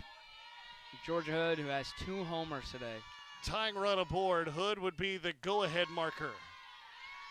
Again, but to applaud Coastal's offense for the Seminoles to have to change those pitchers only to pitch to Keith too, because she's been so solid, going 3 for 4, making solid contact. Georgia Hood too, multiple home runs this whole series. Pippin and Keith, the runners on the bases, both run well. Franzik deals. Hood way out in front. It's 2-2. She knew it. Waved to the dugout right away, like wasn't the greatest swing in the world, but right back to it. Weak fly ball down the line and right in her only plate appearance today against Franzik. It's 2-2 to her here. This one lofted in the air towards center. The ballpark will hold it. Harp has room. Tagging going to third is Pippin. So still just 1 out in the inning. They're on the corners now after the Hood fly out. Hood doing a solid job, though, to move those runners over. And that's a great catch by Harp, too. Really deep, but also really great base running by Pippin to try and advance. Just missed her 3rd of the day. I think I might have caught the end of the bat a little bit. Wind blowing out, but St. John Stadium able to hold it. Now it's Metzger. She too has found the power of late in this bat. Had a line drive opposite field shot in that game on Friday. Homered against Bowling Green and St. Joe's as well. Now with 2 on and 1 out. Metzger fouls it away. Don't forget she's in the circle too. Gave up those 2 runs. That's the difference. The 2 runs Florida State scored in the top half of this inning to stretch the lead to 4. Metzger trying to get the shots at least 1 closer. That's outside. Metzger right now really just trying to help her own case too. Doing it really well in the circle, holding it down for the shots, but right here to try and score some more runs to make it a tied game. She has bounced out to Torres twice and walked. This one's high, it's 3-1. Working a really good count right now. It's a tough pitch to that she laid off of. Starts basically at the knees and rises all the way past your eyes, but good job to lay off. Bree Normandin awaits on deck, hitless today, did not have a hit yesterday either. Hoping the shots, or maybe a run closer when she comes to the plate. As you see Pippin there at third, it's 3-1 to Metzger. See if she has the green light, if she gets one she likes here. Franzik deals out in front. And it's 3-2. We've seen Coastal, too, really being able to come back with outs. We've seen solid 2-out rallies. Georgia Hood home runs with 2 outs. Right now, Metzger with 1 out with runners in scoring position. This could be a great way to come back and score some runs for Coastal. Metzger awaiting a payoff pitch from Jazzy Franzik. It's outside, ball 4. The shots have them loaded for Bree Normandin with 1 out, down 2 in the 6th.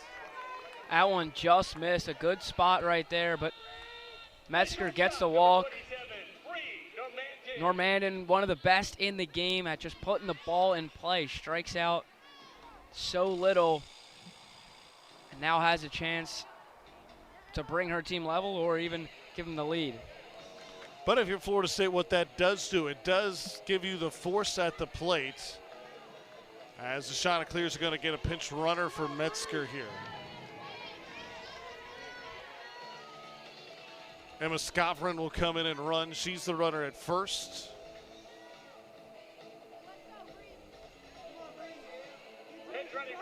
Last time Coastal Carolina had the bases loaded, it was Georgia Hood uncorking a grand slam.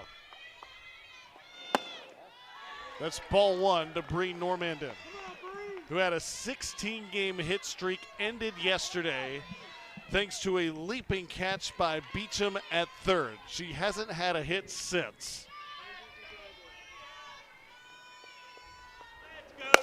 She might now. This one in the air. It's going to hold up, though. Runner tags. Pippin scores. It's a 1-run game. Normandin, great job to go into the box and do your job. Just moving those runners and scoring those runs. Now only a 1-away ball game with still runners on first and second, 2 outs. A great tag by Pippin too, reading the ball the second it hit the glove and going home. Talk about the job she does, putting the ball in play. Deep in the left, no problem to score the run. Bindle 0 for 2 with a walk and a run score. Watches this one downstairs. Keith represents the tying run at second base.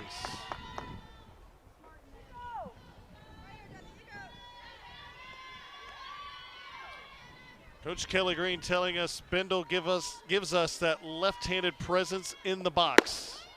Can it pay off for Coastal? Down 1 in the 6th. Also, her willingness in the box to do things for her team, whether it's getting hit by the pitch, making solid walks, driving those runs in. She is able to make it all happen in that batter's box.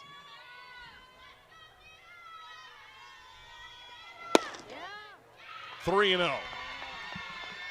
And the command has been a little tougher to find for Franzik of late. That's credit to these Coastal hitters. Really good discipline in the box right now.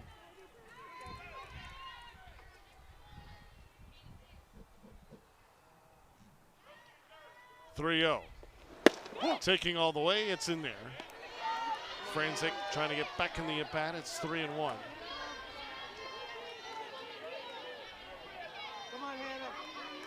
It's Coastal Carolina trying to find a way to draw level or perhaps take the lead in the 6th. 3-1 down the line. Keith around third. Play at the plate. Safe! Keith has tied it, and 2 are in scoring position to take the lead for Coastal. There is March Madness in Conway right now.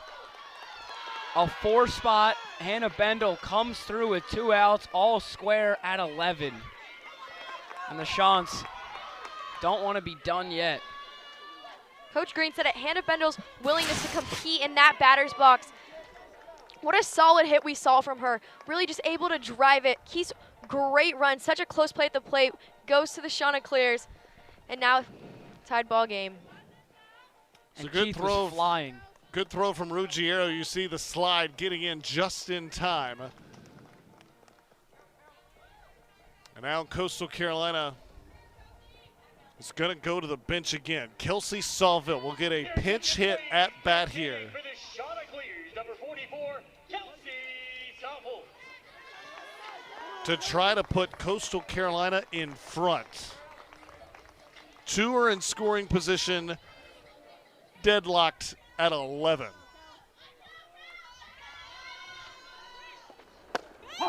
Saulville saw Franzik yesterday.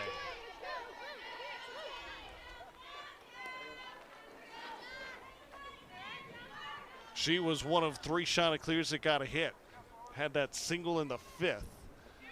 As Coastal's going to make another change. They're going to get more speed on the base pass. Moira Baxter will run for Bindle. You hear the ovation Bindle got when she gets back to the dugout. Yeah, that was some of the most clutch hitting I've seen all weekend with 2 outs to come through for your team in that spot. Can Saulville add to it? Fouls it straight back. It's 0-2. Franzik trying to get the Noles to the 7th. No worse than tying at 11 apiece.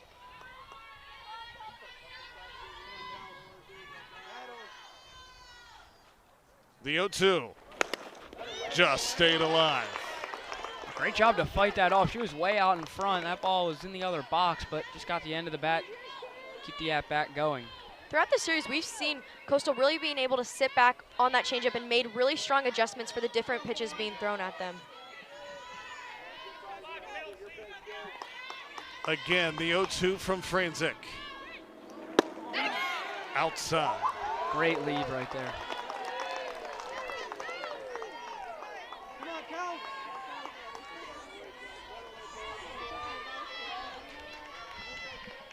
Take us to a 1-2 count. Chanticleers have the go-ahead runs at 2nd and 3rd. Saulville in a pinch hit opportunity.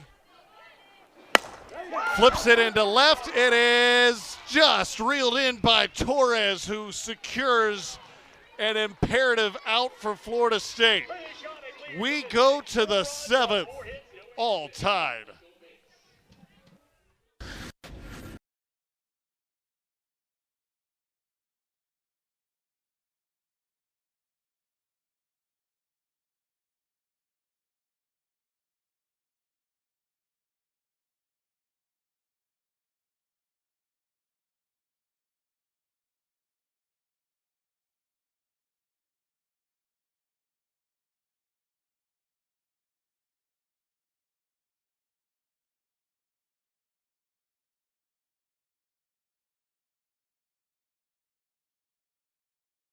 They're excited, and why not, as the shots have drawn level. And with that comes another pitcher. It's Mackenzie Childers, who pitched well a day ago for the Chanticleers. Went 4 2/3, gave up 9 hits, but only 3 runs, a pair of walks, and a strikeout. She'll get Griggs, Torres, and Beecham in the Noles 7th. And they're going to need her right here.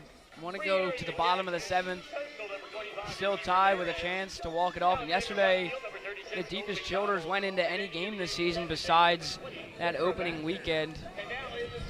Had a good outing, like what they saw, so they went back to her. So some changes as well defensively. McDonald stays in the game in right for Coastal Carolina. Baxter stays in at 2nd. And Ramirez will stay in and catch in. Issa Torres will start it off for Florida State in the 7th. And if you're the Seminoles, who else do you want to see up right now? A big spot, too, with Issa Torres. Gets on base 9 out of 10 times, like we said, to have Beecham come up behind her to help move her and score in multiple runs for them. Torres smokes it into left. It's a leadoff knock. On base yet again for Florida State. It is insane what she's doing this weekend. Another hit. 4th of the day. Great speed over there at first. Look at her aggressiveness, too. Just when she rounds the bag, she's always looking for extra bases. And that's the kind of players that the Seminoles want right now up to bat, just to help them get more runs to keep this game alive. Excuse me, 4th time on, 3rd hit of the day. Beecham, that's in for a hit. 1st and 2nd, nobody out. As Florida State looking to respond quickly as Childers greeted rather rudely out of the bullpen. We've seen the Seminoles do it every day this weekend, that when they're behind, they come back every single time in getting girls on base. Now Childers with a couple of on. Nobody out. Ruggiero at the plate for the Noles. Yep. This one gets the backstop. They're going to move to 2nd and 3rd. That is crusher for Coastal right there. 2 free passes. Now the go-ahead run on 3rd. Especially when that go-ahead run is Issa Torres, one of the fastest girls in this game, that the second that ball has contact, she's running.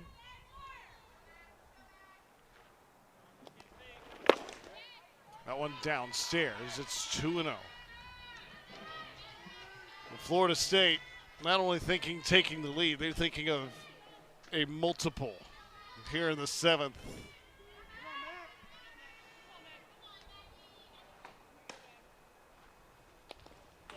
This one gets all the way to the backstop. Torres breaks, but it came back to Ramirez quickly.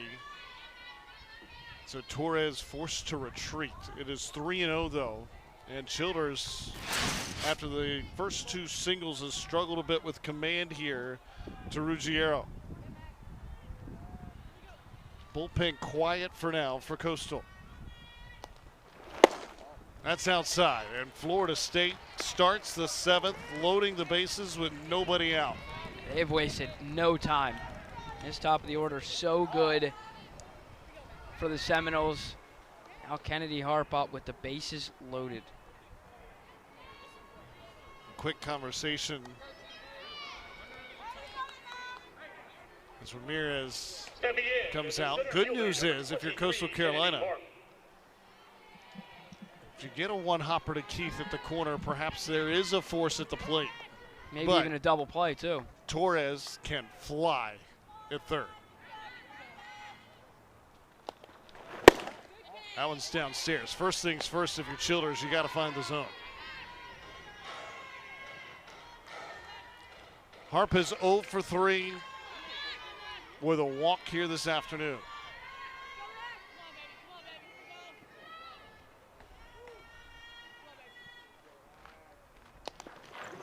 That's inside. Good stop just to keep it in front.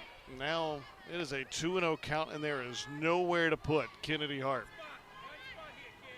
Childers right now, you really just have to come at the batter, coming at Harp, instead of trying to throw away, really trying to hit that strike zone to make something happen. Visit to the circle.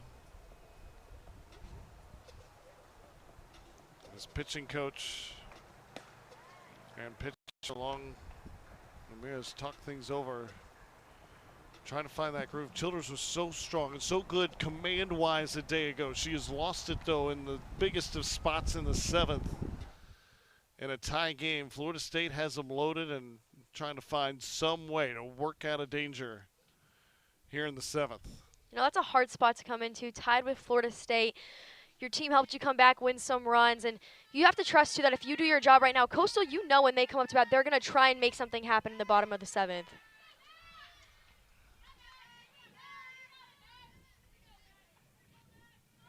Harp trying to give Florida State the lead.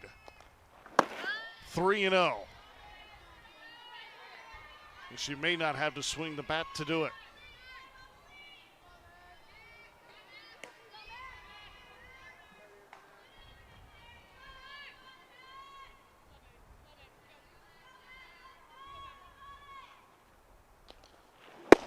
That's down Main Street. It's 3-1. Great spot right there, right at the knees. Had to make her pitch for 3-0, and she did. The word from the dugout and the third base coach's side for Florida State. It's got to be in the right spot. 3-1. Inside, ball 4. Florida State takes the lead on a bases-loaded walk. Second time that Harp walks today, really seeing those pitches well. It's hard, too, for Childers coming when you're seeing these strong batters in this tough of a situation. Bases loaded, top of the 7th. Really just trying to narrow those down. Childers had 2 walks in 4 2/3 yesterday. She's had 2 walks here in the 7th, and it might be the end of her day. As Coach Kelly Green goes to the lineup card. And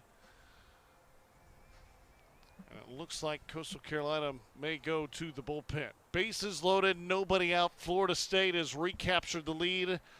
They're looking for more here in the 7th. And Troy, talk about tough spots to come in for an underclassman. The sophomore, you see the numbers there, 11 1/3 ERA, just under 5. But she's tasked with limiting damage here. Florida State with 1 in. They have them loaded, nobody out in the 7th in a 1-run game. She's done really well so far this season, especially as of late, but this situation is a different beast from what she's faced so far. You got bases loaded in the heat of the order for Florida State. She came in that 6th inning. Florida State scored 4 in that frame on Friday, but it can all become a distant memory if you find a way to limit the damage. And you got to think, if you're Coastal Carolina and you can find some way to get to the dugout down 2, that would be a success for Reagan Troy. The lead 1 right now, but Florida State has them loaded. Danley, who's 2 for 4, has a hit in each of the last 2 innings. Comes to the plate.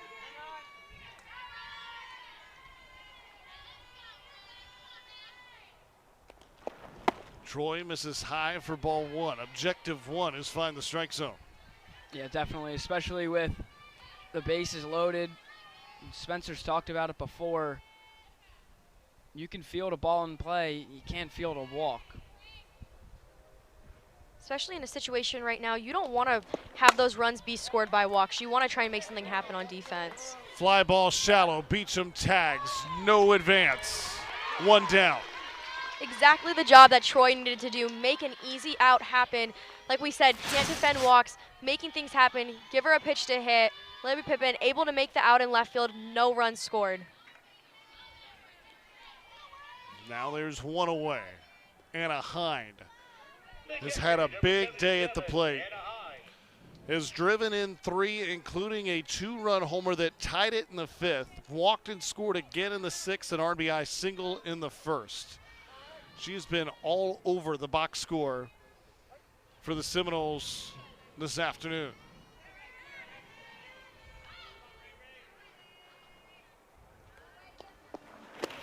Watches this one dance downstairs.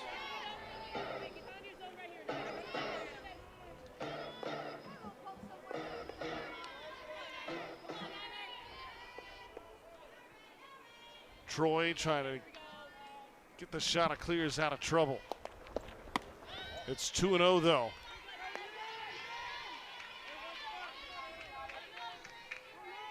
And if you're Hind, you can sort of narrow down your selection here.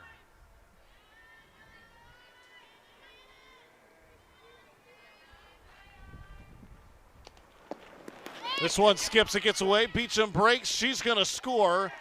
That's a big second run for the Seminoles, as it makes it a 2-run lead, 2 more in scoring position. This ball just kicks away from Ramirez to her left side. Beecham scores easily. That moves the runners over. And Kyle, like you said, the Seminoles aren't just looking to get 1 or 2 runs this inning. They want to have multiple because they know Coastal, going into their last at-bats, they're going to try and get as many as possible as well. So, after the advancement on the wild pitch, first base was open. So, a walk loads them up again for Marin Hiller. Something Florida State has done all weekend is score in these later innings. They went into the 6th and 7th, day 1, tied at 8, pulled away. Yesterday, Coastal only trailed by 1. they put up a few in the top of the 7th, and right here, 2 in the last inning.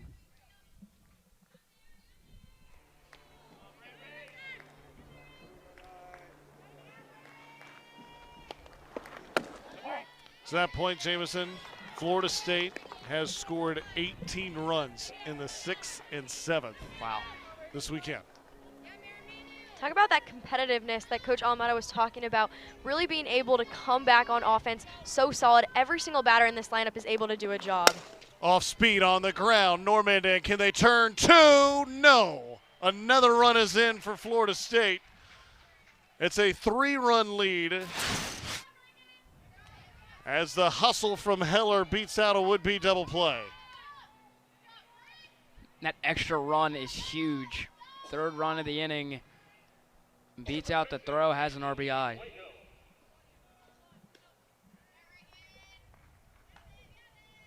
Now Bueno trying to keep it going.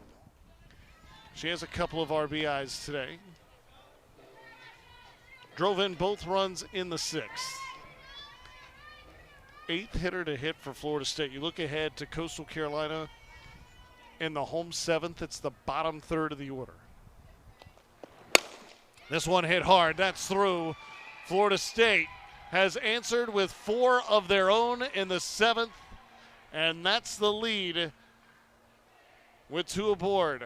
Bueno has been on fire today, going 4 for 5 up the middle, just really making solid contact. Seminoles really are able to see their pitches, not have to take too many, and know what's their pitch to hit. 16 hits on the day for the Seminoles. 4 spot here in the top of the 7th. Most runs they put up in an inning, also put up 4 in the 5th. Shelby McKenzie will pinch hit here.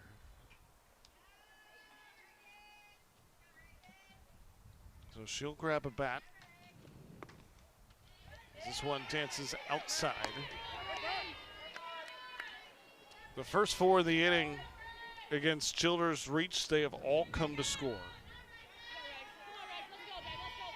Coastal Carolina will be tasked to try to replicate at least what they did in the 6th, where they plated 4, as this one's high. Chanticleers have scored 4 more runs twice in the game. Once in the 6th, they scored 5 in the 2nd.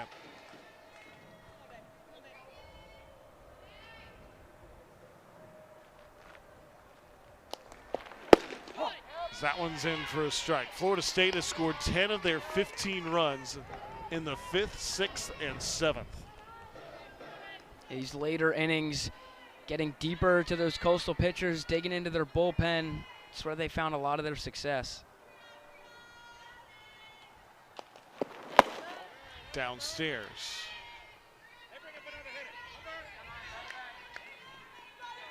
We've seen both coaches get creative and how they mix the lineup card around and their bullpens. 3-1, missed for another walk. It is the 4th Coastal Carolina walk here in the 7th defensively. And Florida State has them loaded again. And then they go back to the top of the order with Torres, who led off the inning so well with a single. And came around to score as well. So if you want to keep it a 4-run deficit, you got to get out the hottest hitter maybe on the planet, Anissa Torres. The series so far has featured 75 hits between both teams. I don't have the exact math in front of me, but Torres might be half of that.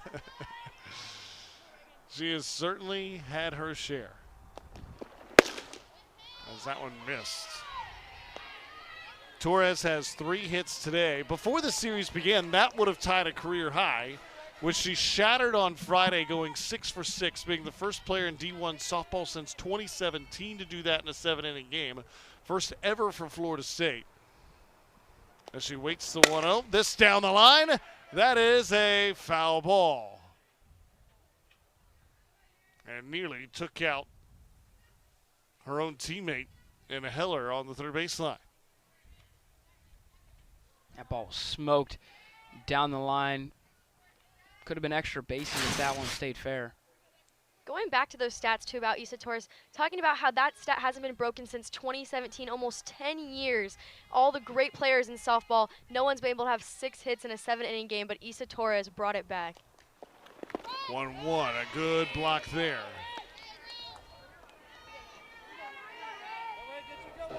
Troy trying to find some way to retire Torres. She's just been retired twice all series.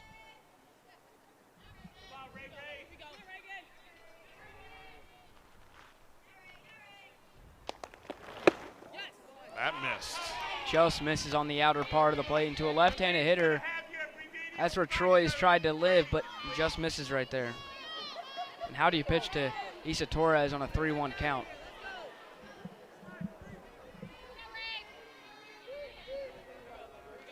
See where Troy tries to go 3-1. Did she get her to go around? No, it's another bases loaded walk, the 5th Coastal Carolina walk of the inning. And it's a 5-run Florida State lead.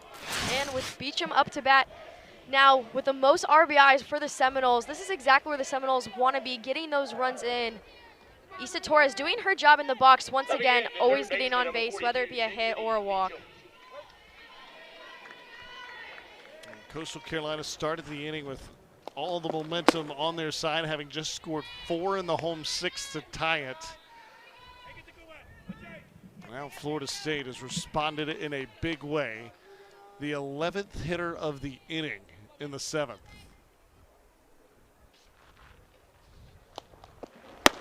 This one's high. Chanticleer pitching hasn't helped their cause either, with 5 walks in the inning. Beecham 4 homers on the year. She could break this game open with 1 swing.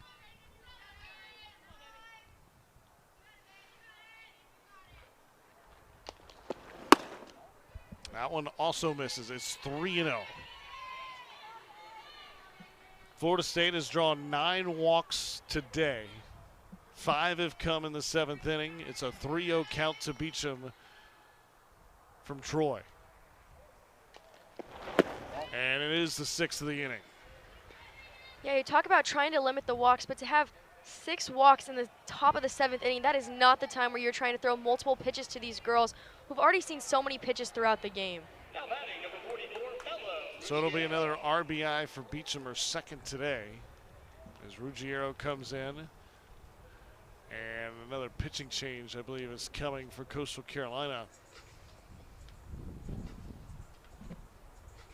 And what has now become a 6-run Florida State lead. You got to think that Seminoles starting to feel really good about where they are now. Another arm coming in for the shots. It'll be Georgia Moss for the Chanticleers. Final out here in the 7th. Came in the 7th on Friday. And had a rough go of it. Throws strike 1 here, and that's 6 walk in the innings has turned the inning for Florida State, and they have cashed in on the opportunity. Getting 17-11 with 6 here in the 7th. Moss was thrown into a tough situation in the first game. Another one right here with the bases loaded. Ruggiero drives this one, but it is caught by Pippin. So Moss gets the lone batter she faces, but it's last call for Coastal. They need 6 going to the home 7th.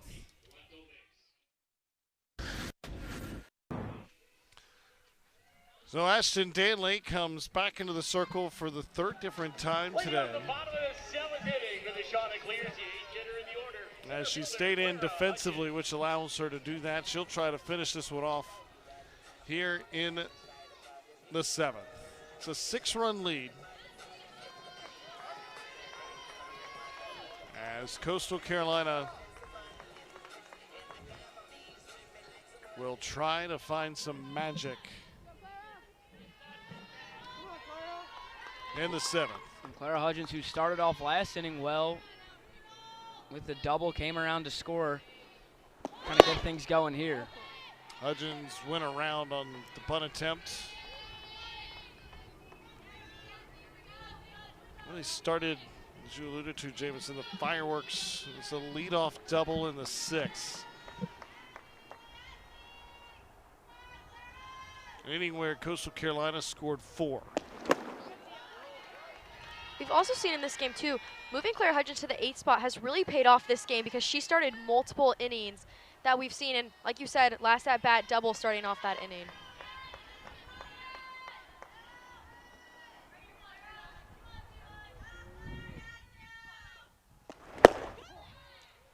That's in for a strike.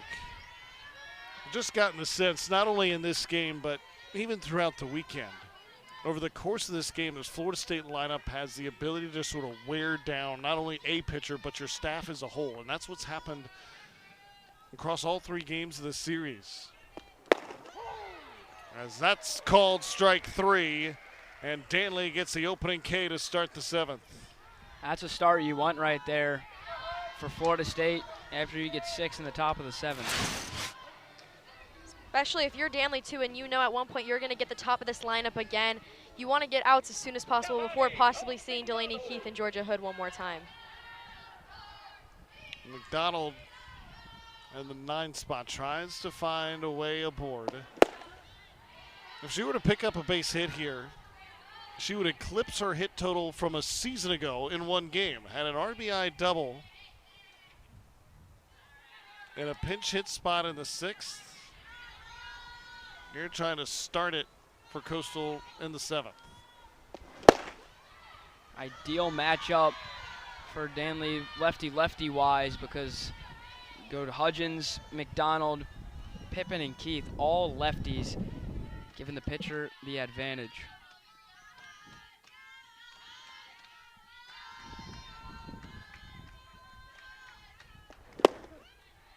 Another swing and a miss. Danley now with a 1-2 count, looking for back-to-back punch-outs.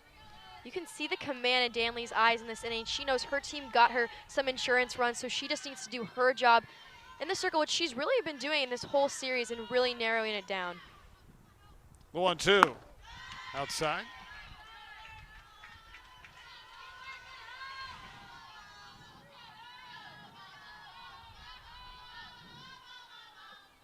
Back to the point about offenses wearing down. 22 6th and 7th inning runs in the series over the weekend for Florida State. That's a called 3rd strike. Back-to-back strikeouts looking of Hudgens and McDonald. And the Seminoles 1 out away. Back-to-back backwards Ks on the same spot to left-handed hitters. Outside corner dotted. Pippin looking for her first hit on the afternoon.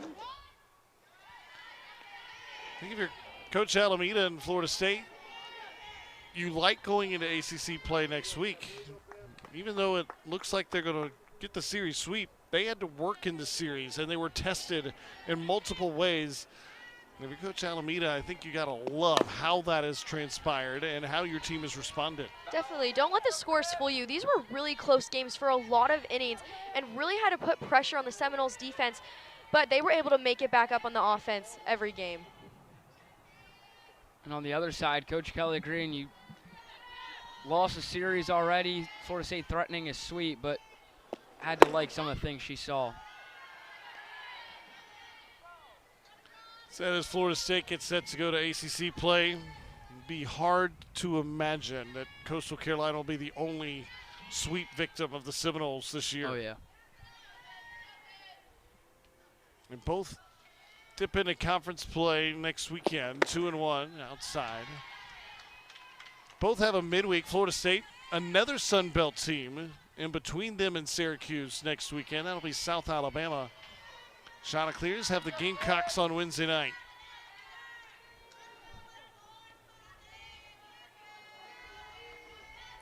(3-1). Pippin hits it well out toward the gap. That gets down. It's cut off by Harp will hold Pippin to a single. Her first hit of the day comes with 2 outs in the 7th. We've seen Coastal have these 2-out rallies. We've seen it a lot in this game as well.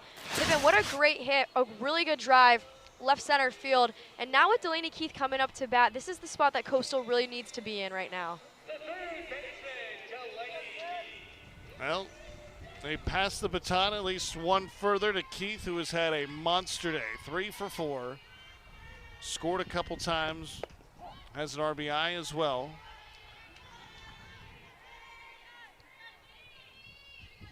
As Keith getting that average closer and closer to 400, which Kelly Green thought she could hit that mark this year. But maybe the impressive part of this is she's nearly at that 400 mark with the non-conference slate Coastal Carolina has had. Moving closer to conference play. Getting excited for that. The defending Sun Belt champs, Keith and company, trying to get back to the mountaintop. Keith loops this one foul toward the dugout.